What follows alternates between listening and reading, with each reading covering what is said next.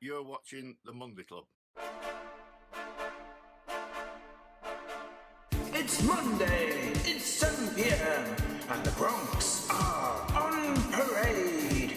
It's time for The Monday Club, featuring your host, Jennifer Kirk, with the help of the Cupboard Monkey, and your host with the Toast Topsy Toaster, and a wizard called Gandalf, featuring the sounds of the Glass 08 Symphony Orchestra and the musical stylings of Gordon, the music maestro.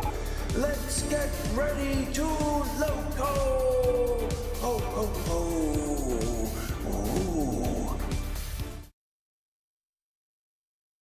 The Monday Club is proudly sponsored by TMC, the Model Centre. Check them out at themodelcentre.com. The website features extensive stocks of, as well as selective pre-owned items where you can track down that bargain you've always wanted. Pre-order with the forthcoming models from all the manufacturers. TMC also offer a renumbering service so you can get identity of low want. Why not also check out their value weathering, or go for something incredibly special with their bespoke service where you can choose from a more extensive weathered look right through to custom graffiti either off the peg or to a design of your choice. Check out TMC today at themodelcentre.com and start your model journey. I bet you thought that we were running late. Gandalf? A Monday Club is never late, Toto Wagons, nor is it early. It arrives precisely when it means to. Thank you, Gandalf. It's nice to see you've got my back. You're Can you welcome. give it back? Could you tell Windows and Microsoft to stop immediately when we go live trying to update? Yes. Windows, take a hike. So it's great to see you. Who we got? Francis Rodsworth, Hannings Rest, Mother Railway, Smallwood Junction, Ben Davis, James Petts. James Petts is here on time. Excellent. Well, Everyone is here on time. They arrive precisely when they mean to.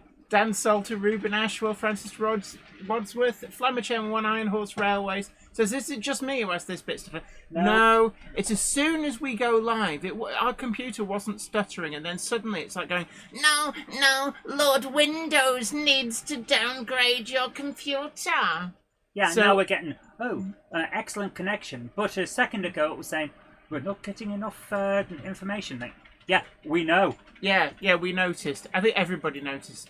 So we've got Awesome Bricks, Nigel Cole, Nick Gerolamo, Peter Jackson, Cheadle Heath, New Model Railway, Marcus Muggins, Roger Wolstenholme, Hillside Junction. So many people, and it's great to see. Of course, it was a pre-record last week. It was, for technical reasons, being that if we didn't pre-record, we couldn't get the interview. It was a complex thing. We found out on Friday that Hornby weren't able to stay late, as it were, when we were actually at Hornby. Yep. So instead, we all went out to a restaurant. Yep. I think it's just, basically. Oh, hold on one something's moment. happened. Yes. While Jenny sorts out what's going on over there, I'd like to thank our generous sponsors, TMC, the Model Centre. Have a look at all of their fantastic range, and do check out their weathering service. I'm really impressed by the weathering that they can do. So, Jenny, Yes? speaking of being at Hornby, would you say it was the experience you hoped it would be? Yes, very much. Now, you talk to the nice people, because Yeah. I'm now Don't worry about it. busy So, trying to find Yeah, where Jen's it is. trying to sort something And out. this thing has been so badly behaved. It's like We've it had a knows few we've- issues today, haven't we? Oh, a few? A few? I mean, look at that. Oh, No, no. you can't because it fell off.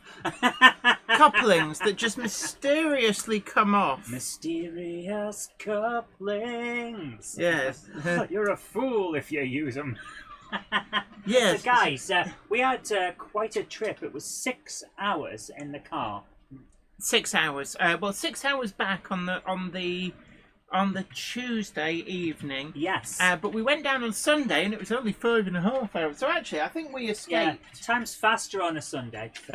No, traffic isn't as bad on Yeah. a Sunday, I think is what you'll find. So we had a fairly fun trip, though, I would say. We Yeah. listened to audiobooks, we had a good natter, we planned what we were going to be doing when we were at Hornby, and to be honest with you, I had quite an experience because I got to have a look around the the Wonderland or whatever? Wonderworks. Wonderworks. I had a look around that, but I also had a look in what they used to use as the showroom when various people came down from various Yes. Or various shops. AKA the IKEA I want to The get IKEA lost showroom, in. yeah. Where they had all of their scale X-Trick and Airfix and stuff like that. Seeing all the stuff, not just the boxes, but the actual models. Yes, painted and like finished. Professionally kits. painted and finished. Oh yes. I was in heaven. But the Wonderworks as well, there was a very interesting thing in there. They had the old record for the racing sounds, the vinyl record that goes with scale X-Trick from the 60s. But not just that, they had the audio cassette version of it from the 80s. Oh right. And I was looking at it like... So was it like the sound of a Grand Prix or something? Yeah. Or has it got Murray Walker going? I don't know. He's I on do- the final lap. There is nothing that can get in his. Oh, he's crashed. That was what he used to do. the racing sounds, but the cassette, I looked at it in the flood of nostalgia. I was Did told, you have it then? No, but I had a cassette that looked just like it, which had the Many Amstrad... many people had no, cassettes. No. Yeah, I've Let got me loads finish of what I'm saying. C90s. I had the Amstrad CPC game scale X-Trick, and it had the same colours, same livery on it, So same logo and everything. So does that mean they were made by the same company? Yeah. Oh. And it was like, oh my goodness, I need to hear what this thing is. But like, the flood of nostalgia was amazing. What's that? Rick Morley says Iron Horse Railway showing your What's that? I don't know. Have I missed something fun? Do You used to have the train record from the 60s. Oh, that would be cool. Wow. Yeah. Sarah Davis says, with half the race completed, there's only half the race to go. Murray Walker was great. He was the king of his of narrations. thinking on his feet and getting it wrong. I loved it.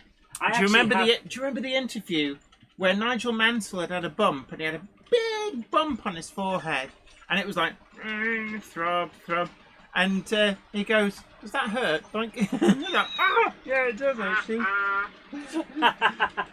He did Wasn't there a flexi disc given away with train sets years ago from home? There was. Probably, they have that as well. Big hello, J. Paul Anderson. Great to see you. Darren J. Mould. We've got Roberts' Sarah.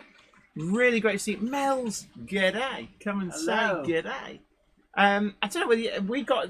If you're wondering, like, why do they all say g'day? We got an advert here in the UK encouraging us to go and visit Australia on our holidays, and the tagline was "Come and say g'day." Oh, Hillside Junction, thank you so thank much. you so much. Hillside Junction has very generously donated £2 on the super chat. Thank you so much. Says it's my sister's birthday today. She is watching. So Happy birthday to you. Squash, tomatoes and stew. Bread and butter in the gutter. Happy birthday to you. Oh, Any more news on the pin badges, Jen? not yet. They're going to be made. They have been designed. They are in production. Yeah, in production. So they are, even as we speak, there are people beavering away going, "We shall not rest until these badges are delivered to the Monday Club." No, I'm sure they go to bed at night. Of course, they rest. Yeah. Marcus Muggins says I did 6 hours on the coach from London to Liverpool last Monday, then returned by train via Birmingham New Street, walk to Moore Street. I bet the train journey was better, wasn't it? Snooker used to be the best in the black. Yes, Snooker Yeah. and black and white TV. For those of you watching in black and white, the red ball is behind the blue ball. It's like, well, if we could see that, we wouldn't need you to tell us, would we? Patrick Link says, "Hello, Jenny. Is there any news?" So what news is there, Jenny? Cavalex are doing another run of their Class 56s by popular demand. Wow. By all counts, the Class 56 has gone down an absolute storm. So there's a new run. It does include a Rails exclusive, I believe. Tim's Mother Hour and different videos says, "Did you buy anything at Hornby shop, Jenny?" Yes. I bought a lot. Yeah, the Cupboard Monkey actually went hog wild, it must be said. But we were down there for filming some... Well, it's not secret really anymore. I think some hints have been dropped out. So, why is that? Is that crashed? No, what I'm doing is programming a certain thing on the various things. So I can't press it to give us another scene? You can in a moment. Okay. Right. So now I can? Yes. So I'm going to bring this up because there's something sat on the top of Weir Yard. Which I think you'll all appreciate. Which is here. This. You can't really see a lot of it on this. Take care, Rick Morley. Thanks for coming along and have no a great worries. day. You take care. Hello, 3B Rail as well. Great. Oh, there's loads of people. J94. Sarah Davis is amateur. It took me 7 hours to get from Selkirk back to Stoke last Monday. Got to Hanley at 1:05 a.m. on the coast. Uphill both ways. Oh. Scanman says, "Greetings from Montana." Hi. Hello. Oh. Is there any of those weather balloons floating above you there? Oh, look! It's a top secret weather balloon. Marcus Muggins says, at Moore Street, to my delight, they're waiting was a Chiltern Trains Class 68 plus Mark III formation to Marylebone. Probably the most comfortable trains on the mainline network. Excellent. Iron Horse says, "Ooh, I know what that loco is." What? Yes, of course you do, because I told you all about it and sent you pictures. I don't know why they're not playing ball, so I'm going to put those wagons up there, out of the way. You're going to put those wagons up. Large Prairie in N-Gauge. That sounds Newly interesting. tooled Sonic models, N-Gauge GWR 5101/61XX Large Prairie steam locomotives have now arrived in stock at Rails.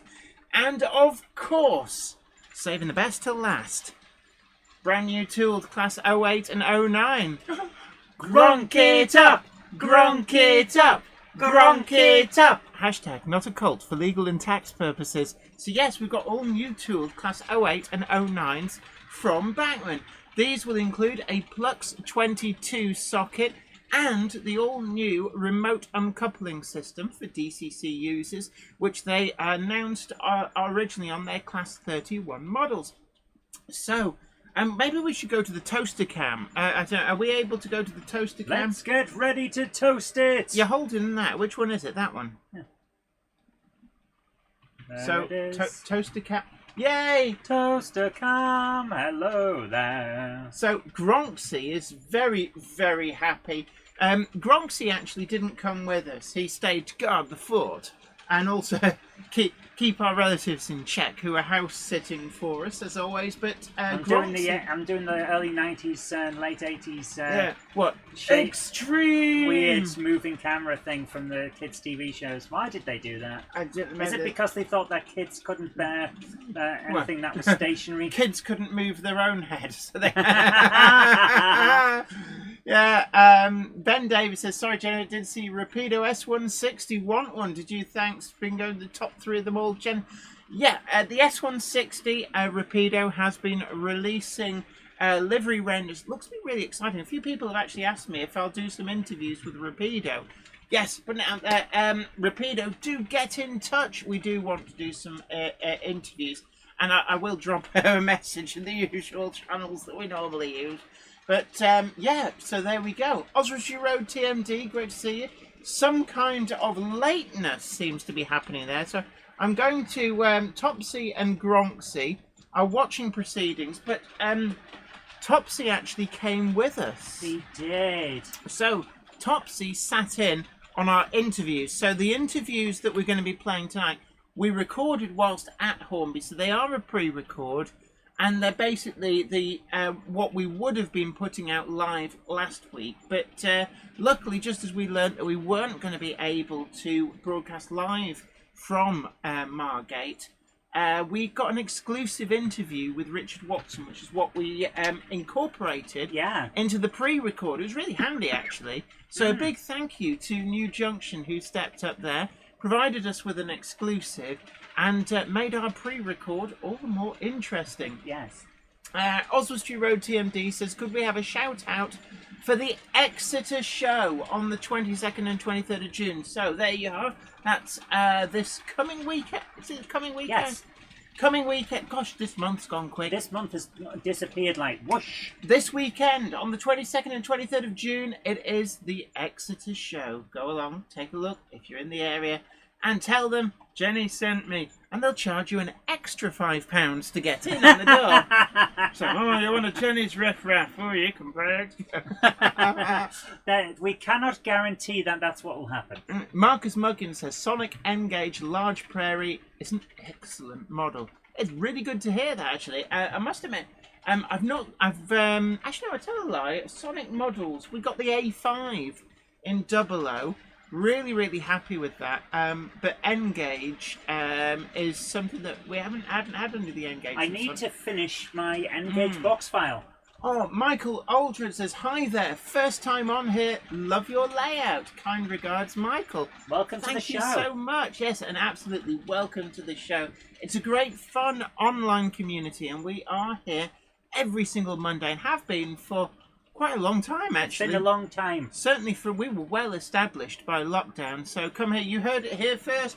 The greatest online live stream YouTube model railway club, and except no substitute. And it's your model railway club as well. Absolutely. Jen, yes? Speaking of interviews, which we weren't, but you know, that were great at segues. Shall we begin with our first one? Right, yes. This one is Michael Day from Hornby. So, before we go into this, I do want to say this is an absolute stone cold exclusive because Michael Day, who you will recognise as the face of Hornby's The Signal Box and an awful lot of their social media video content, not just for Hornby but for Scale Electrics, for Airfix, all of those different brands, he's sort of become the face of Hornby. Certainly he and Montana worked very, very closely together on a lot of stuff. Is he going to be the new Mr. Hornby? The new Mr. Hornby. So, I don't know, Michael. I'm saying Michael is like going, that's my Sunday best name. Everybody calls me Mike, so it's Mike. I keep calling him Michael because that's what his email address is. I don't know why. But yeah, Mike Day from Hornby's The Signal Box. And this is the first time he has ever been interviewed for the hobby rather than doing the interviewing. So sit back and let's see what makes Mike Day of Hornby's The Signal Box tick. A big hello to you. It is really great to see you and I hope I find you well. I'm Jenny Kirk and Margate at Hornby. Really great to have been invited down here. We've had a really great time, but I'm sat down here with Michael Day. You'll recognise. So there's a little technical glitch there, so let's try again, shall we? Sorry. You can tell this is live, can't you? Right, are you ready? Yeah. A big hello to you. It is really great to see you and I hope I find you well. I'm Jenny Kirk and today we're down in Margate at Hornby and it's really great to have been invited down here. We've had a really great time, but I'm sat down here with Michael Day. You'll recognise him from The Signal Box and certainly all of the social media output that Hornby do. So thanks very much for sitting down with us. It's always great to see you. I've never seen you interviewed. You've interviewed a lot of people. Yeah. But I don't. Has anybody ever interviewed you? No. I've not got that much to say. That's probably what it is. No, well, you saw it here first, but definitely. I mean, one of the things that has really impressed me about your role here at Hornby is that you've kind of redefined the social media within the hobby for companies. Because I guess before you started here, social media wasn't really seen as a big thing by companies. So how long have you actually been here at Hornby? At time of recording, in about a month or so, it's been about 7 years. Wow. Yeah, so it's a little while. And when I started, just like you're saying there, although social media was prevalent, it wasn't as big as it was now, and maybe we were a little bit behind the curve on that side of things. You know, we were sharing certain videos and images and things like that. There was one person doing, for anyone that doesn't know, we obviously have, Hornby Hobbies has lots of different brands that was doing across all of them, and it was kind of whatever they could get out, really. And I came in and I was working alongside the social media person at the time, and I kind of just championed this idea that we should be thinking about getting people in front of the camera, talking to people, having more of a connection with the audience and our consumers. I'd come from a background of acting, so I thought, well, I don't mind getting on camera and making a bit of an idiot of myself or anything like that. So I said, I don't mind coming on and presenting it, and sort of that's where it started with Signalbox, was doing that and getting more of a connection. And then I think that tone of voice and that feeling has then filtered through, and the people that we now have to look after social media in Hornby, they're all kind of trying to do that, give that sense that we would get from shows, but on YouTube and on Facebook and Instagram. So yeah, so it's been a long road to get there, and our content now is you know, miles and miles above what it was back then, which hopefully the people at home really enjoy. Absolutely, and I suppose in terms of to look just at the YouTube channel, in terms of the people who have YouTube channels that do model railway content in the UK, Hornby as a YouTube channel is actually one of the biggest, and you've built that up pretty much from the ground up. And one of the things that I've always been very impressed with Hornby is that the social media output is very much more almost like a club feel, bringing people on, very friendly, rather than this clinical, here are our products, and being more like, say, a product launch that you would expect, say, in the car industry. And how much of that was your input to the development of the social media side of Hornby? I mean, not indirectly. I'm a very humble person anyway. So when it comes to YouTube, that was very much my baby, so to speak. So the growth from that came from me working on the content that side.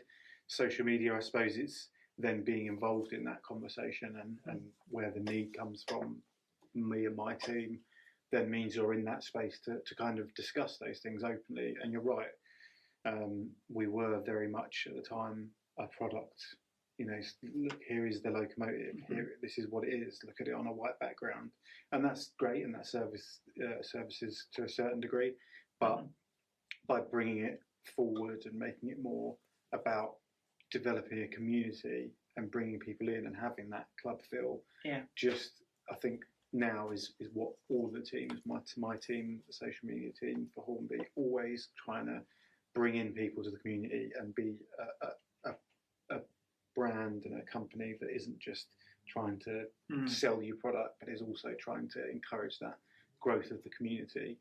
And you can do that so much better with content. And as you know, with YouTube, you can, even if you were to talk about it in a marketing sense, you can talk more about the product. Now you get to, as you've had today, you get to, you know, meet people that, like yourselves, the model wear enthusiasts, and also we get to show the designers and the work that they put in, which was obviously a big thing when I started. Was these models are amazing, you know, the detail in them's great, and all the hard work that goes into that wasn't getting showcased, I didn't think, in the right way. So by having a YouTube channel, focusing a bit more on that, really kind of shines a light on that. And like I say, I just happened to be someone who was around to talk at the front of it. So yeah it's I really enjoy it. I think I confessed very early on in the YouTube channel that, you know, I wasn't a model railway enthusiast then, but over time people have come on that journey with me, and I've met people, and you know, when I first started, I wouldn't have known what a rivet or a coupling was, but you know, now that's a language that I can understand. I mean, that was one of the questions I wanted to ask you, was what depth was your modelling interest at when you joined the company versus perhaps where we're at now? And have you found that being in this job has influenced your hobbies? And are you now a modeller? So I am, but it's for a company that we're probably not allowed to name, a miniature one that makes certain that we all know. So somewhere in the vast future. yeah. So I've always been someone that likes having a hobby, whether it was playing games when I was very young. I was never a sports person or anything like that. I was, I can kick a ball, but it doesn't go very far. So I always enjoyed hobbies and that side of things. So when I came to Hornby, I wouldn't say I knew about Hornby, but I knew about Scale Electric, and that was probably where my sort of entry point, so to speak. But I very quickly fell in love with the passion that people had for that hobby.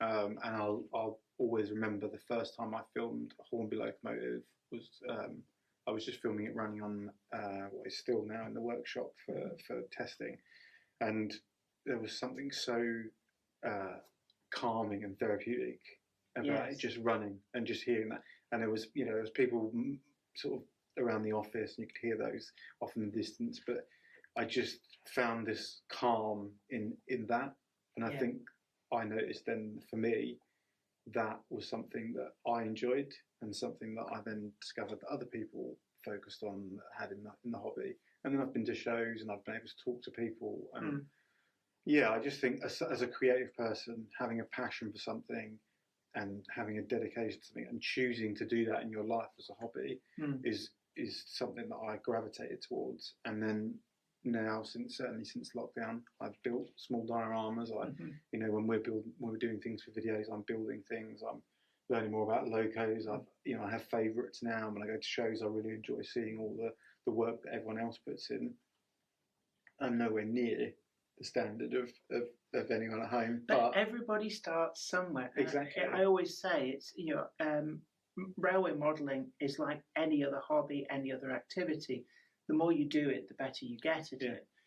And in some respects, the enjoyment of the hobby is that journey of bettering yourself, of getting better at doing things. Yeah, definitely. And you also I've now worked out little parts of making a layout and creating a layout that I enjoy.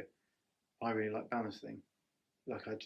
I do as well. I really do you find it like relaxing? Yeah. Just that sort of slowly tamping the stones where you want them to be. And there's something satisfying about it being put down in place. And then I do really enjoy scenic, so I enjoy doing grass. But then I think, again, as a creative person, once you get to that point where you can start putting things on that bring character into it and little scenes and things like that, that's what I think I gravitate towards quite a bit. When I'm at shows, I'll always be looking for where is the little scene that I can see, the little hidden things that people put in, whether it's a joke like a little cameo, the little nod to something that maybe not everybody will see, but when you see it, you think, oh, I like what they've done there. Yeah.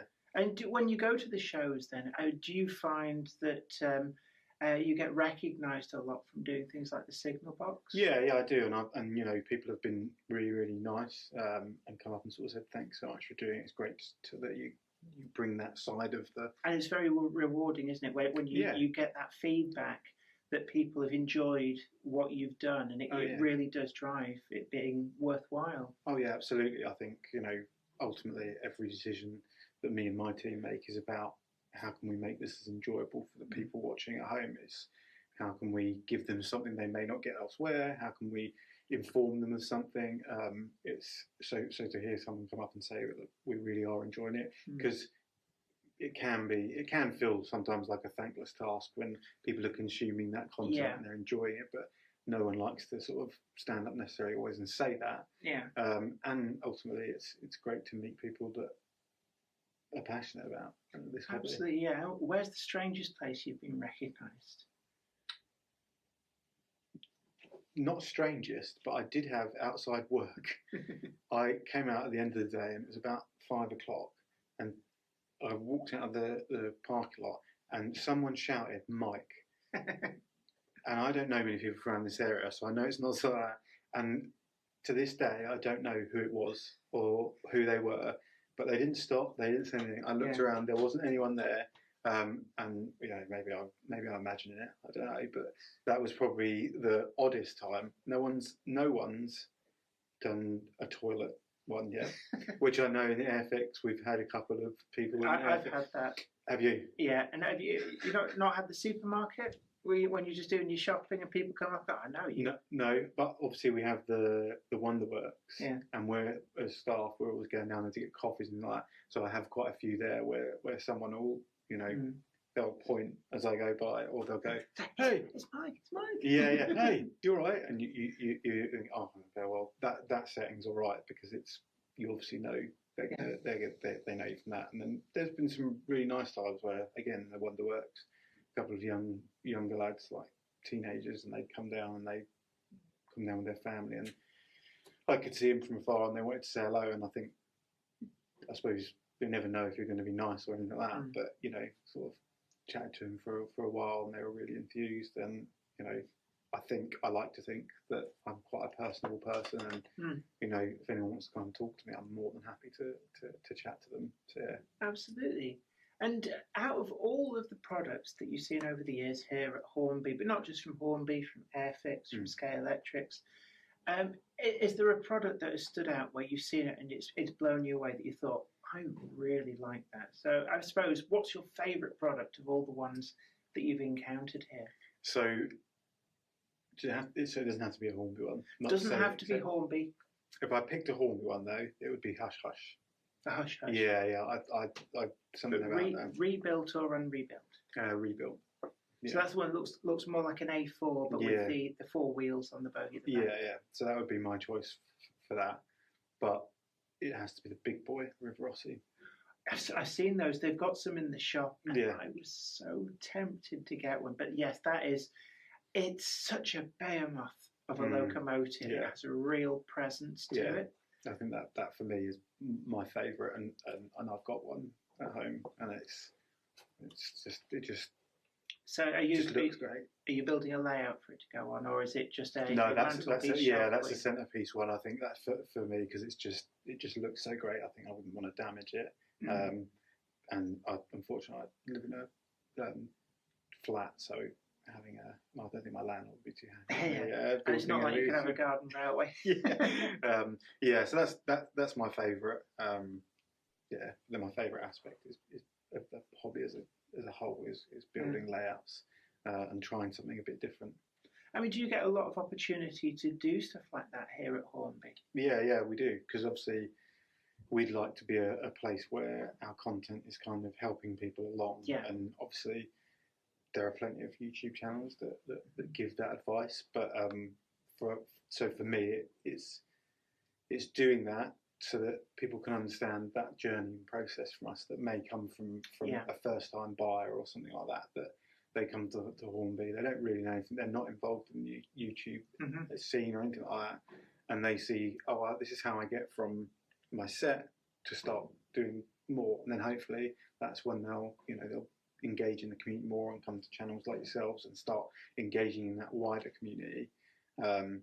And what I'm fortunate is that for a lot of the ideas, Hornby are very open to my own. So we did a summertime layout where I got to play around with resin and things like that, which was really nice. And they're not things that I would normally get the chance to try, and it's just about, again, showing that side of the community. And then I'm always trying to think up a different idea that's not just a standard typical. This is, for an event, you want certain things, you want it to look a certain way so that people can see it.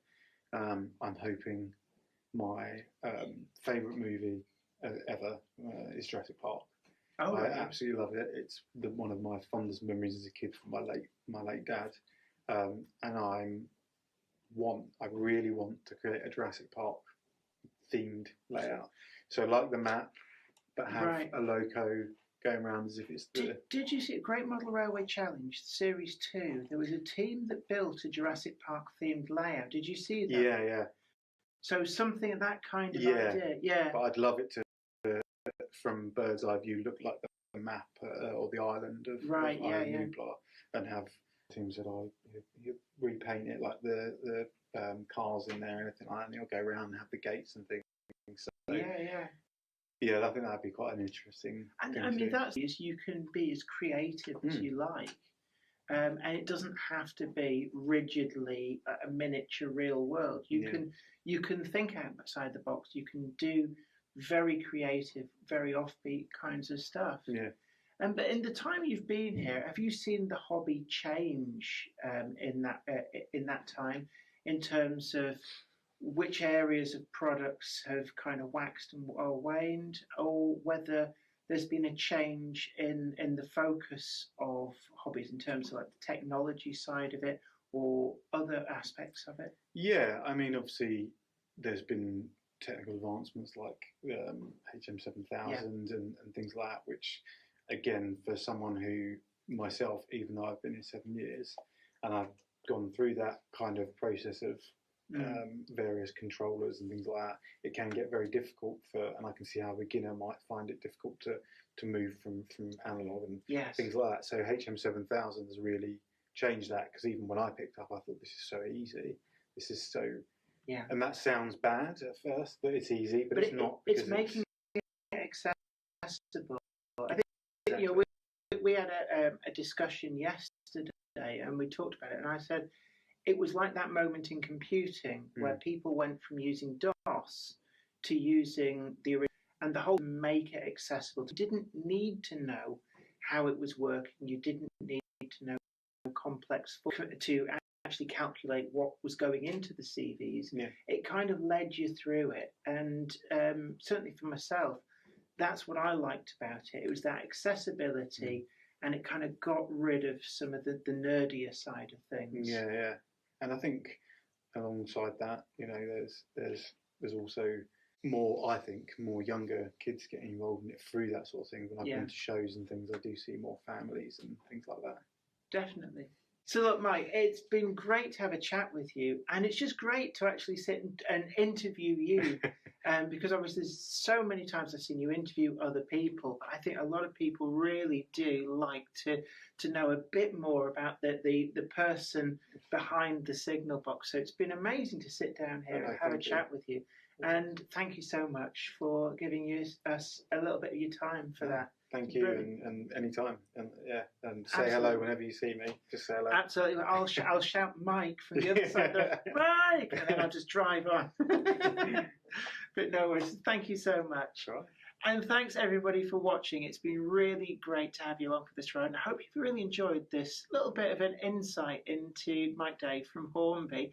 Do leave a comment down below, and of course, as always, please like, share, and subscribe. And until next time. This is me, Jenny Kirk, saying bye for now.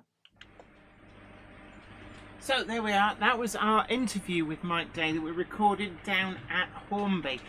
And I did notice that a few people snuck in late during that interview.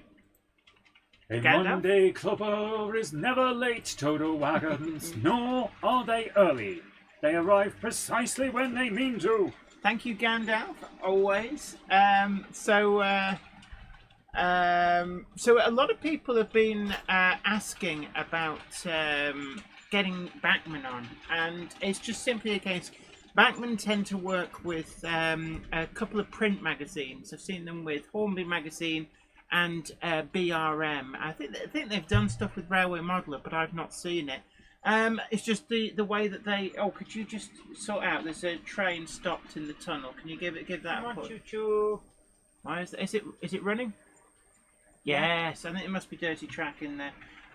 But yeah, so they have this down, and we were actually discussing about this during that interview, and it's actually something that we spoke with Mike Day about the ability of independent YouTubers such as myself and kind of corporate accounts.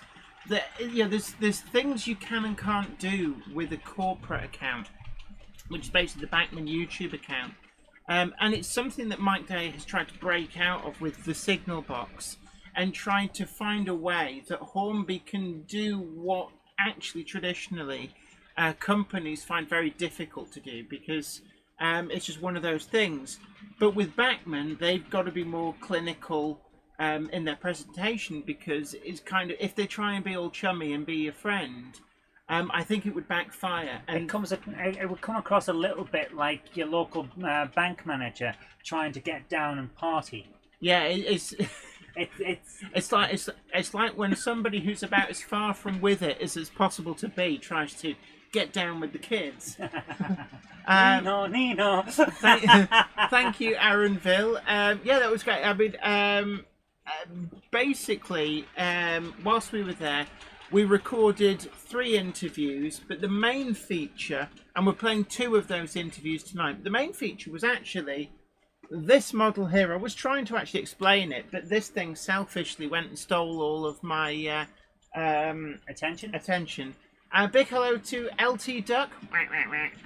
Great to see you. TARDIS visible, says Marcus Muggins, but please no Doctor Who spoilers. Yeah, the butler did it. The butler. I haven't actually seen it. I don't want any Doctor Who spoilers either, because I don't get to see it until it comes out on DVD. This is not Agatha Christie. You're not Agatha Christie. The whole system's not Agatha Christie. But no, to be honest, as far as I'm concerned, Doctor Who ended with Survival with Sylvester McCoy in 1989. You take that back. Yeah, no, sorry, they just did. I'm going to disagree, because I like some of the ideas that have come into Doctor Who since. Right. Anyway, as they were saying, no spoilers. Let's move on to talk about the trains. So it's great to see so many new names and return of some of the old ones. Yeah. Did you get any hints about goodness. what's going to be announced on Wednesday, Jenny? Yes. Says Maura Curran. Yes, we did. Yes. I she actually can't say anything. Yeah, I can't tell you, obviously, but I do have the full list. I actually know what they are announcing, and we're going to try and do something with that.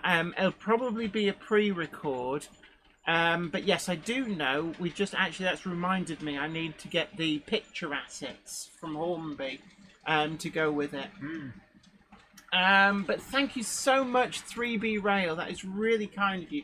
Very generously donated £10 on the super chat. It says, hi Jenny and Zoe, many thanks for all you do. A little something for the biscuit barrel. Can I just say to people who are talking about stuff in Doctor Who, I was not kidding when I said no spoilers. Yeah, just don't spoil it for other people who haven't seen stuff yet. It's not funny, it's not clever. And same goes for any TV show that's people are waiting eagerly for. So just like calm down. Railway Rob says, does anyone know what Montana does now? She's actually. I believe she sells seashells on the seashore. No. She works for a company up in Birmingham, I believe. But she works. What I'm told is, she works 4 days a week from home, and goes 1 day a week up to Birmingham. I couldn't tell you about what it is she does, but I do know that people at Hornby are still in touch with her. Ian White says a class 13 then. I think class 13 is one of those things. I've got this sneaky suspicion that we have no class 13s for ages and ages, and there may be 2 companies bring out a class 13 at about the same time. It's just amazing. But yeah, essentially, I've forgotten what I was talking about now. What was I talking about? Come on, brain, tell me. You were talking about the Black 5, and then you jumped onto something else. No, we moved. Oh, right. Okay.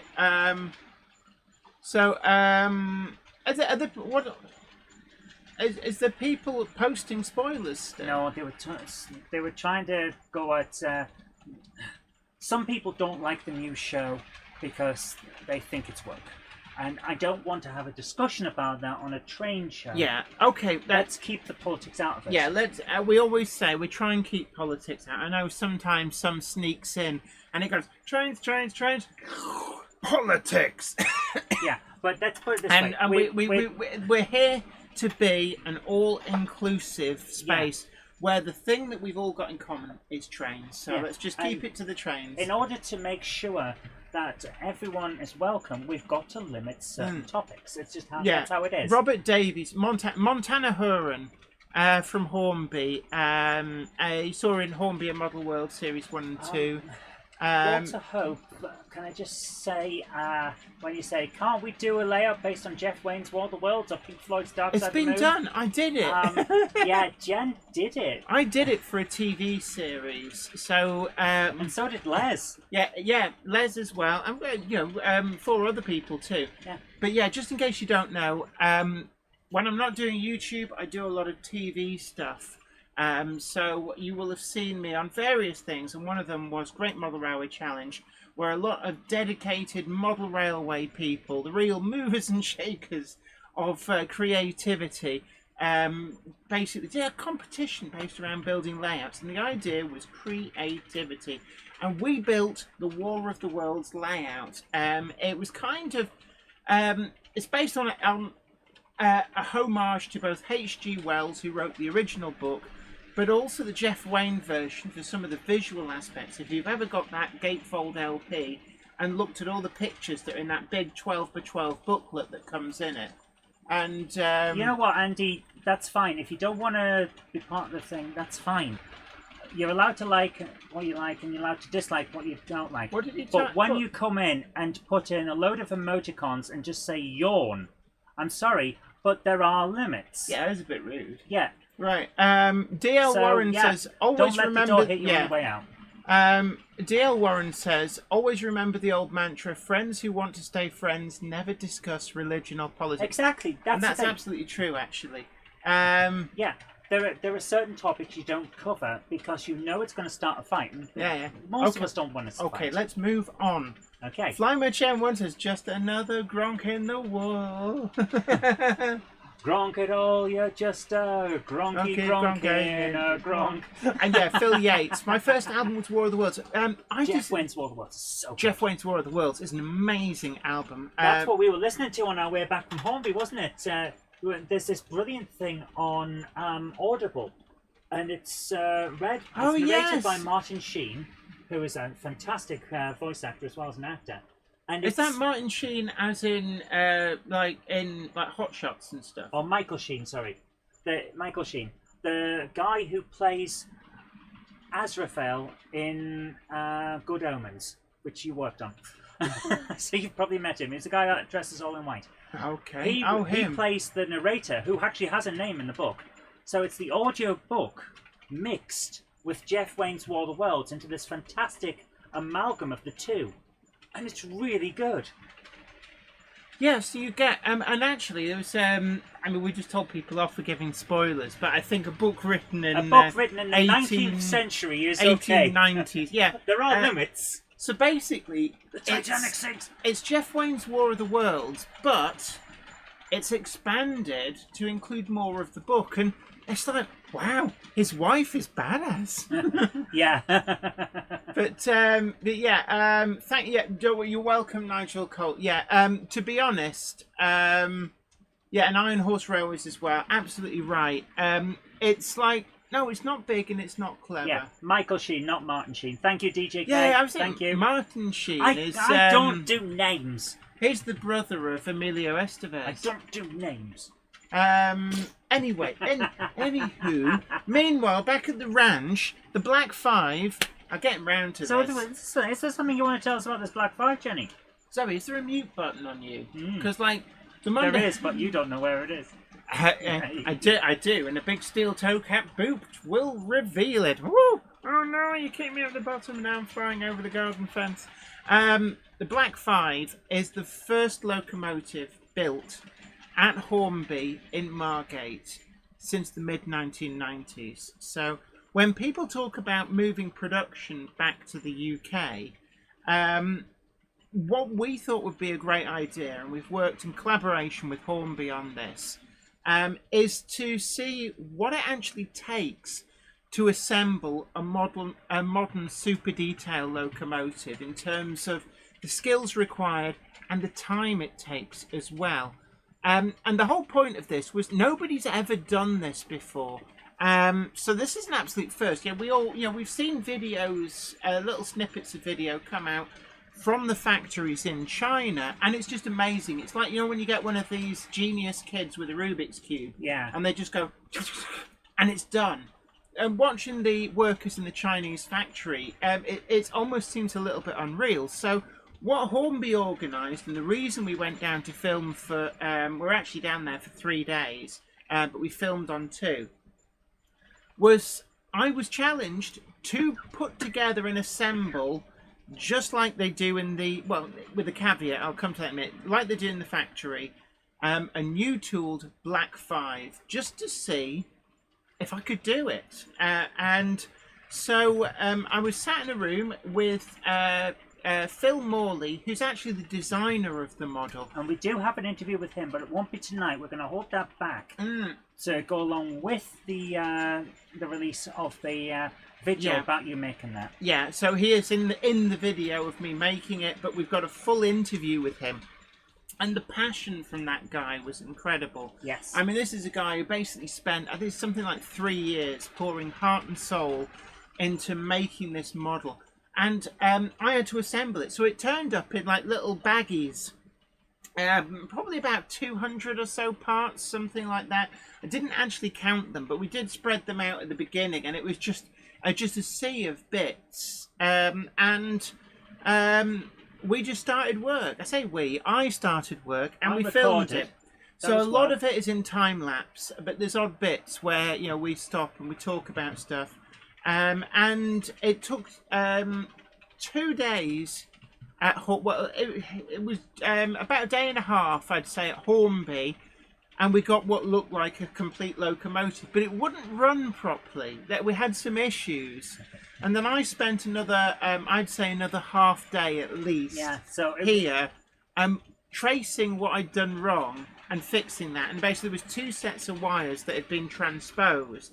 It was a simple thing like that, but it's actually, the parts are incredibly small. About 200 parts went into this. And they'd already been painted and decorated. So all the lining was there, all the paint was done.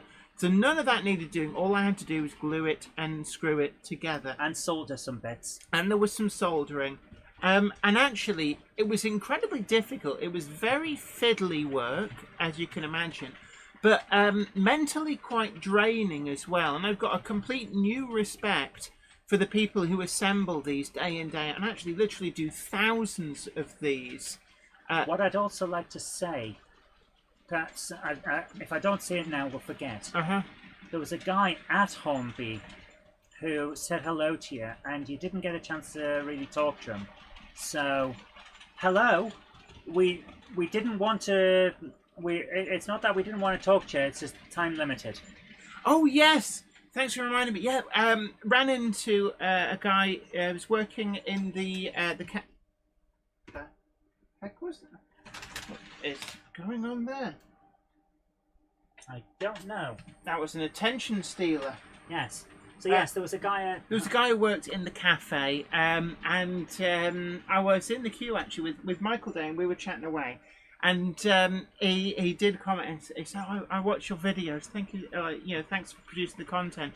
And we chatted very, very briefly about a model that he'd bought, and I really wanted to have a good long chat with him actually, because it's always nice to meet people who watch the show.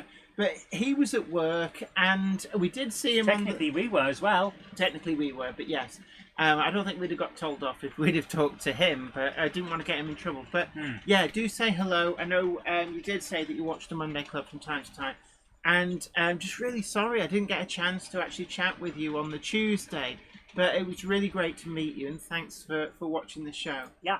Valleys56XX says, Jen, I'm still going to build a class 13 out of 2 Bachmann 08s, and that kit you used for it. Yeah, that kit was impressive. It was 3D printed. The company's called NIU Models, and they've got a great range of stuff. And you can build lots of different things actually to do with Gronks. They do the snowplow conversions, which if you've got a Gronk that's maybe burnt out motor, broken rods, then that might be something that might be right up your street to make something interesting and unusual out of that.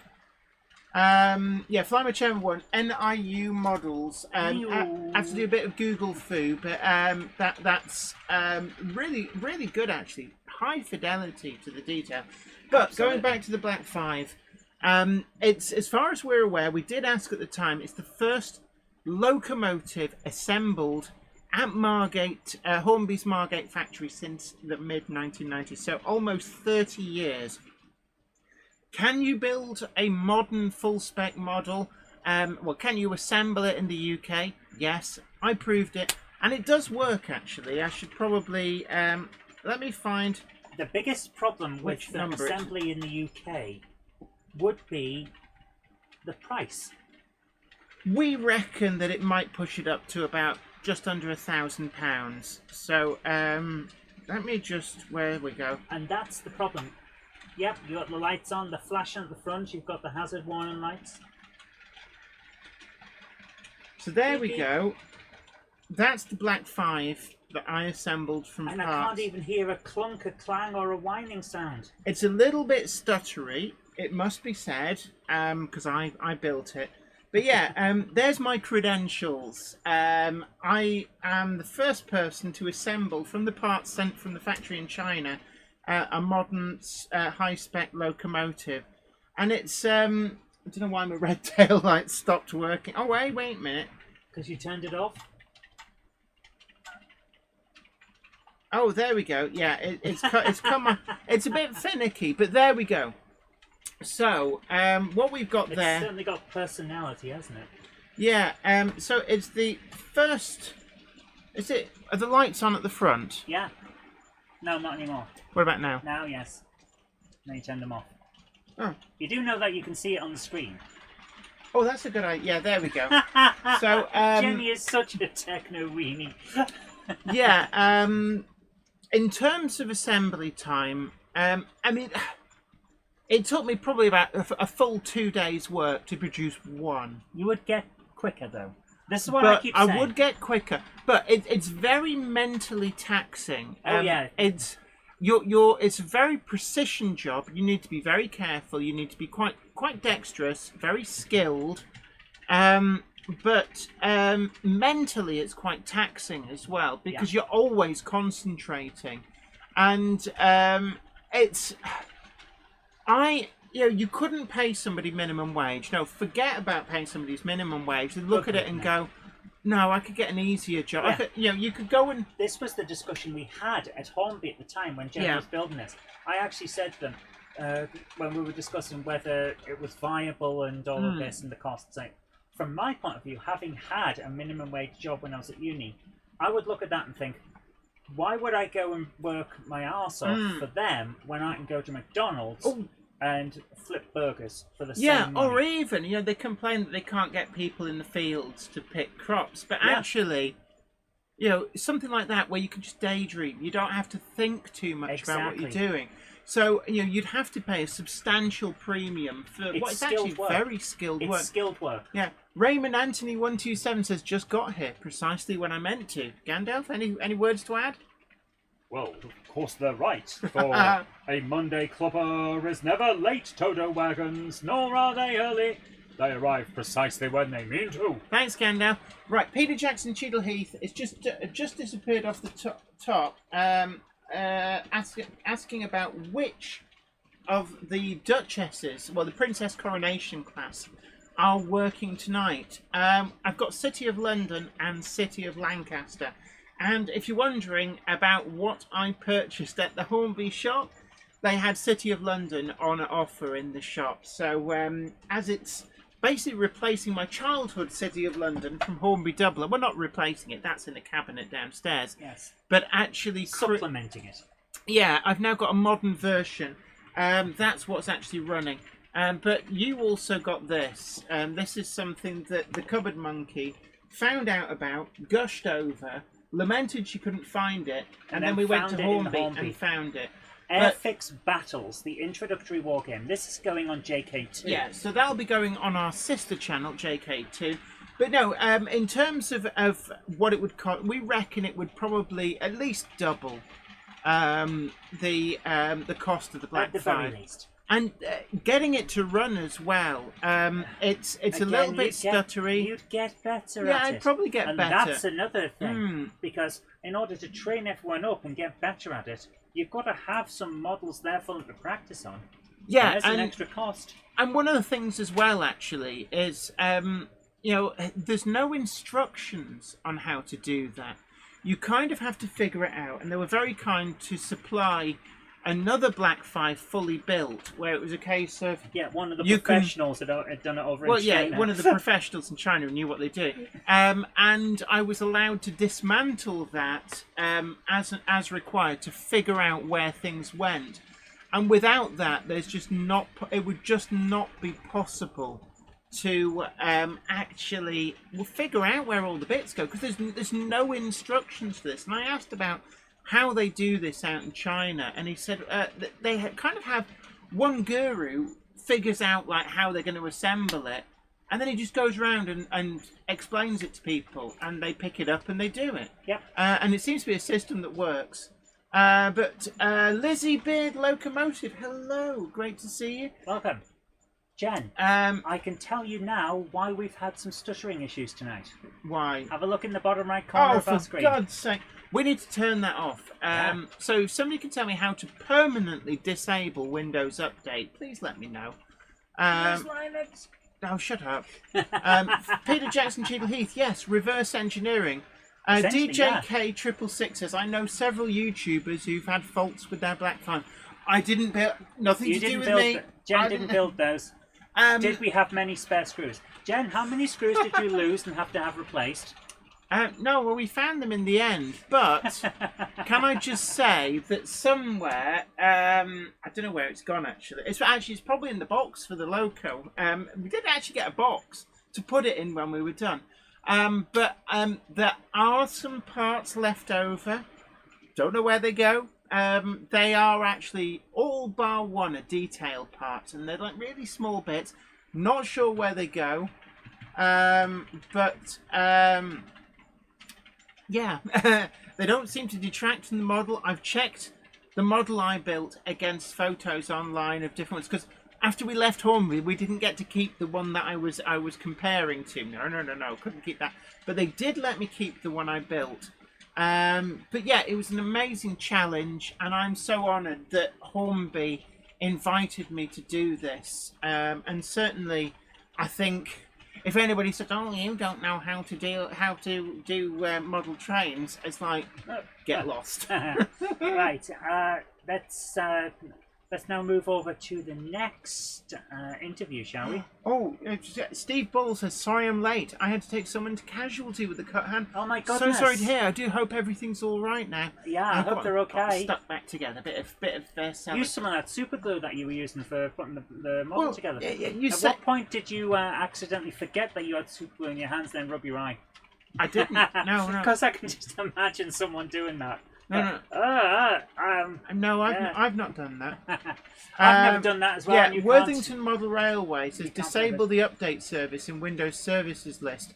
The only thing is that I tried that before, and it works for about 2 weeks, and then Windows naughtily just turns it back. That's the worst part. It turns it back on. Yeah, it has a switch to reduce the updates in the update and security section in settings, unless you try that. Yeah, we've tried all of these, and unfortunately, Micro Rubbish decides that they will actually just, it's like, oh no, we know best. And they just turn it back on. Yeah.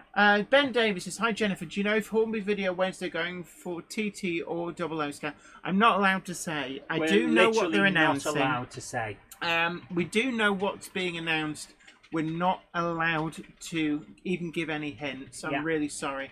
People are saying actually they really like the Forsat Plus MLV.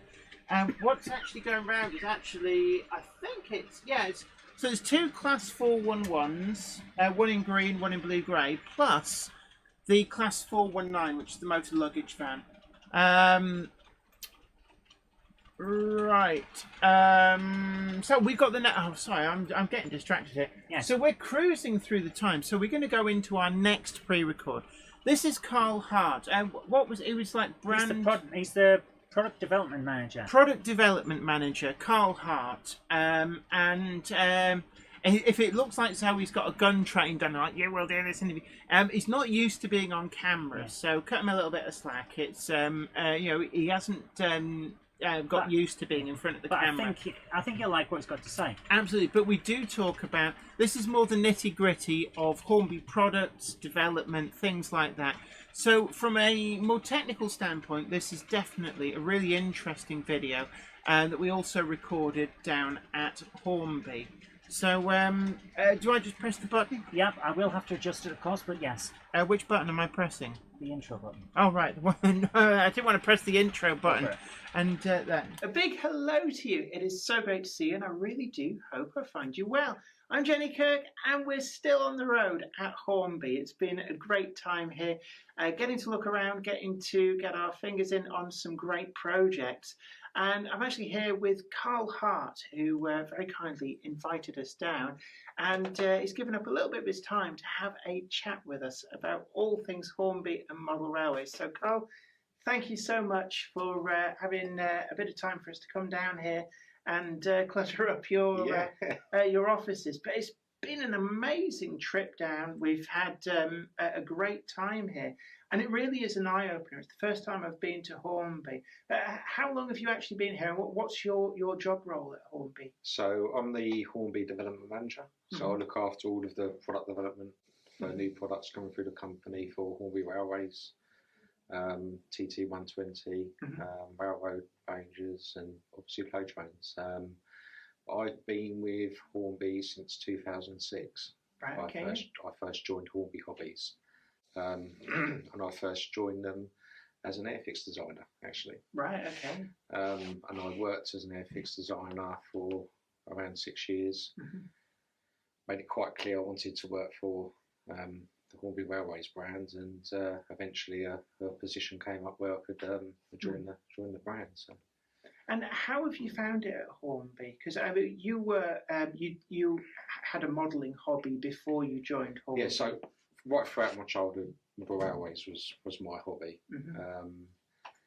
But I got a tool making apprenticeship, so I started life as a tool maker for a company near here, and eventually moved up into product design.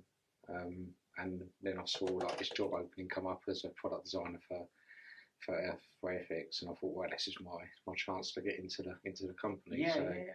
And that's nothing taking anything away from FX. I love working for FX. I thought it was great. Really enjoyed my time there, but obviously it's railways what I wanted to be involved in. So. And have you found that having come from outside of Hornby into Hornby, has it changed your perception of the hobby? It has, because you see obviously the business side of things as well, and obviously there's decisions that you have to make with a business head on, but the hobbyist side of you is thinking, no, I really want to do this, and sometimes there's a bit of a clash, but you try and do the right thing. Obviously you want, the main thing is I want Hornby to be successful. That keeps the hobby going, and as long as the hobby keeps going, I'm sort of happy, really. So. Absolutely. See, I mean, you've been here through the launching of a complete new scale range, the TT120. How has that gone? Brilliantly. I think actually it's given Hornby a breath of fresh air, something new to work on. The market, is really positive towards it. There's very few negative comments. I mean, we've had teething problems with TT120. There's no I think any new product would have that. You've got to expect that. Nobody's perfect. Nobody can get everything 100% correct. And you try your best, and you learn from your mistakes. So. Yeah, and I think with the TT120, the best thing about it is because it's effectively, certainly for the UK, it's a new scale. You're able to come without any of the historical baggage that 00 has track that's too narrow. And that's a legacy, even going back to the 1930s, because of motor technology and being able to fit them in.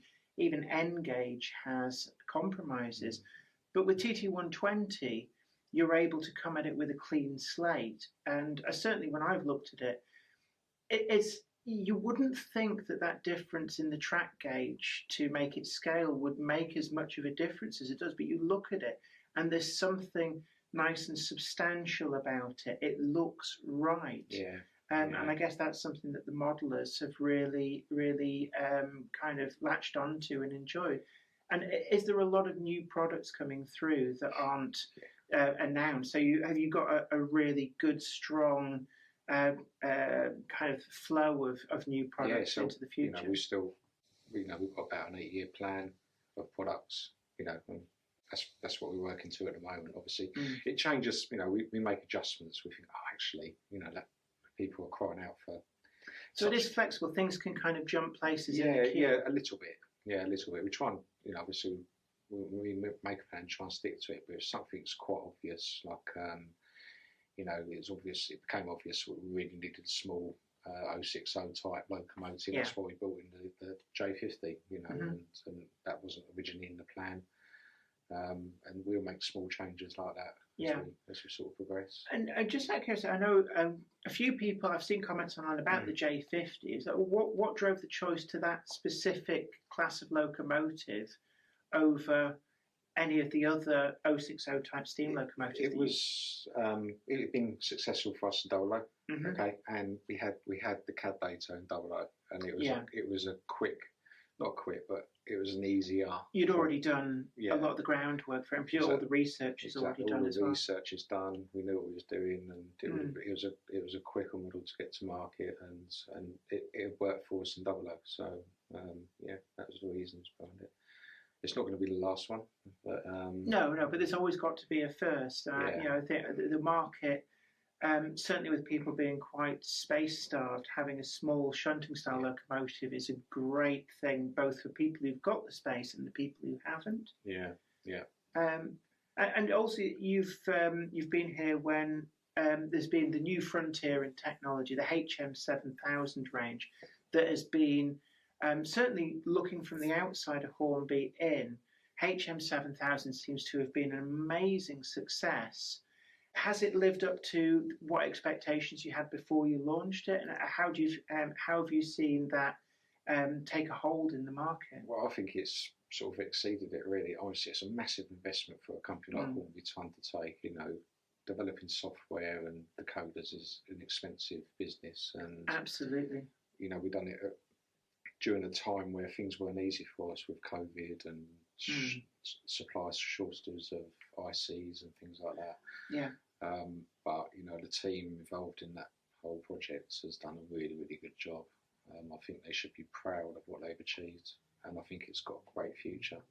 And do you see that as being the direction that the hobby needs to go in terms of making the interface of things like DCC more user-friendly, being able to add functionality in a really easy-to-use way? Is that something that can be carried over to, say, brands like Scale Electrics, say, could use something like that? Scale Electrics have got their apps they work with already, but definitely with DCC control, I think we'll all admit that DCC controls can be complicated especially for a new user. It can be quite daunting, and that was the hope with HM7000. It would actually bring more people into the digital world because it's just easy to control. You've got it on the screen, all your functions are laid out nicely for you, and adjusting CVs aren't a minefield of it's like you have to know the calculation, and it's not a straightforward calculation. So the HM7000 app kind of just takes care of that. It's like tick the boxes for what you want it to do, and it does the number crunching in the background. The other big thing was the sound profiles. You can upload them and change them as you want. You haven't got to go out and buy a new decoder every time you buy a new loco. If you want to try something out, you can switch it, and absolutely, and it's all free. To get into DCC now is this is a really cost-effective way of doing it. Yes. And I mean, has it the demand for it been quite a surprise? I know the 8-pin decoders sold out quite quickly. The power banks have been incredibly popular. And has that been difficult to keep up with demand on them? Yeah, because we actually underestimated the 8-pin. We thought it'd all be focused towards the 21. Obviously we had stock issues as well. We're trying to do it as quickly as possible. We've hopefully got the new power banks coming through very shortly. Again, like you say, they sold really well. We just underestimated it all. And I know that one of the things which I've seen a lot of people ask about online, the users of TT120, one of their complaints has been that because the power bank was quite big, about getting a power bank that will fit into the TT120 models. Is that something? Yeah, so that's something we've fixed. We hope we fixed now. So we've reduced the size of the power bank, and they will fit into TT models now. That was the main aim. You know, you want to get really the smaller models that benefit, like the small shunters and so things like having that. a massive power bank doesn't really work. So we reduced it as much as possible, but still keeping a sensible amount of backup power available for the decoder. So. I know a lot of people have asked about sound profiles going forward, because I know you have published a list, but how flexible are you to adding other profiles that are not on that list? And will there be profiles that may not necessarily immediately be for a specific Hornby product? Or, you know, is it... So, well, all the profiles we're working on at the moment are for Hornby products. I'm not going to deny that, but yeah, we would love it for us, you know, for other people to be on board with us and work on sound profiles for, you know, competitors' models and that, because it just opens up the world of DCC to more people. We're also looking at getting it rolled out internationally, so for our international brands. But yeah, the list of sound profiles we've got is constantly changing, because, you know, you obviously get feedback from customers and they're shouting about what they want, you know. And it's like, I want this one, make this one a priority. And of course, you've got so many different people all asking for all the different Hornby products for a sound profile for them. Yeah, so we just, we just recently worked on a load of ex-TTS sound profiles. But, you know, it's we've got to choose the sound profiles what we think will drive the whole system forward, you know, to as many people as possible. And you've been at Hornby for at the company since 2006.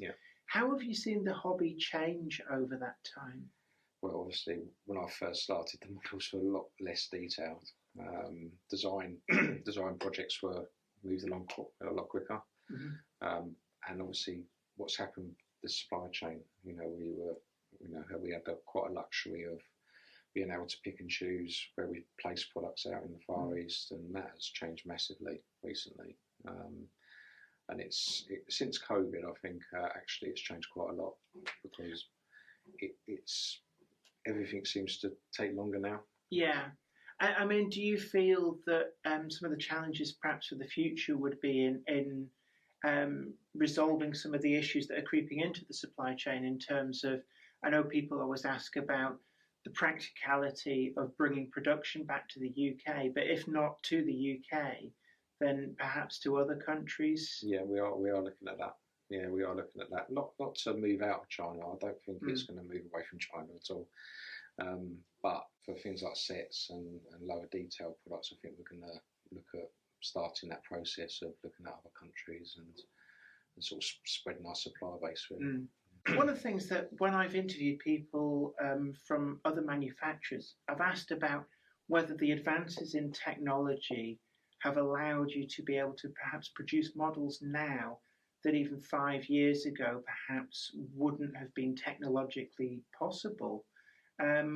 How has that affected, the advancement in technology affected the kind of prototypes perhaps that you've looked at Hornby to bring ready to run? Yeah, so obviously I think the biggest advancement in the development side of it was always CAD. You know, when we started with CAD, you know, before then it was all done on the drawing boards, and being able to see the whole model as 3D assembly, you know, that's a massive thing for a designer. You can start really pushing the boundaries of the detail and how things are moulded and things like that. But over the last few years, I think the market has really, you know, craved for more and more detail.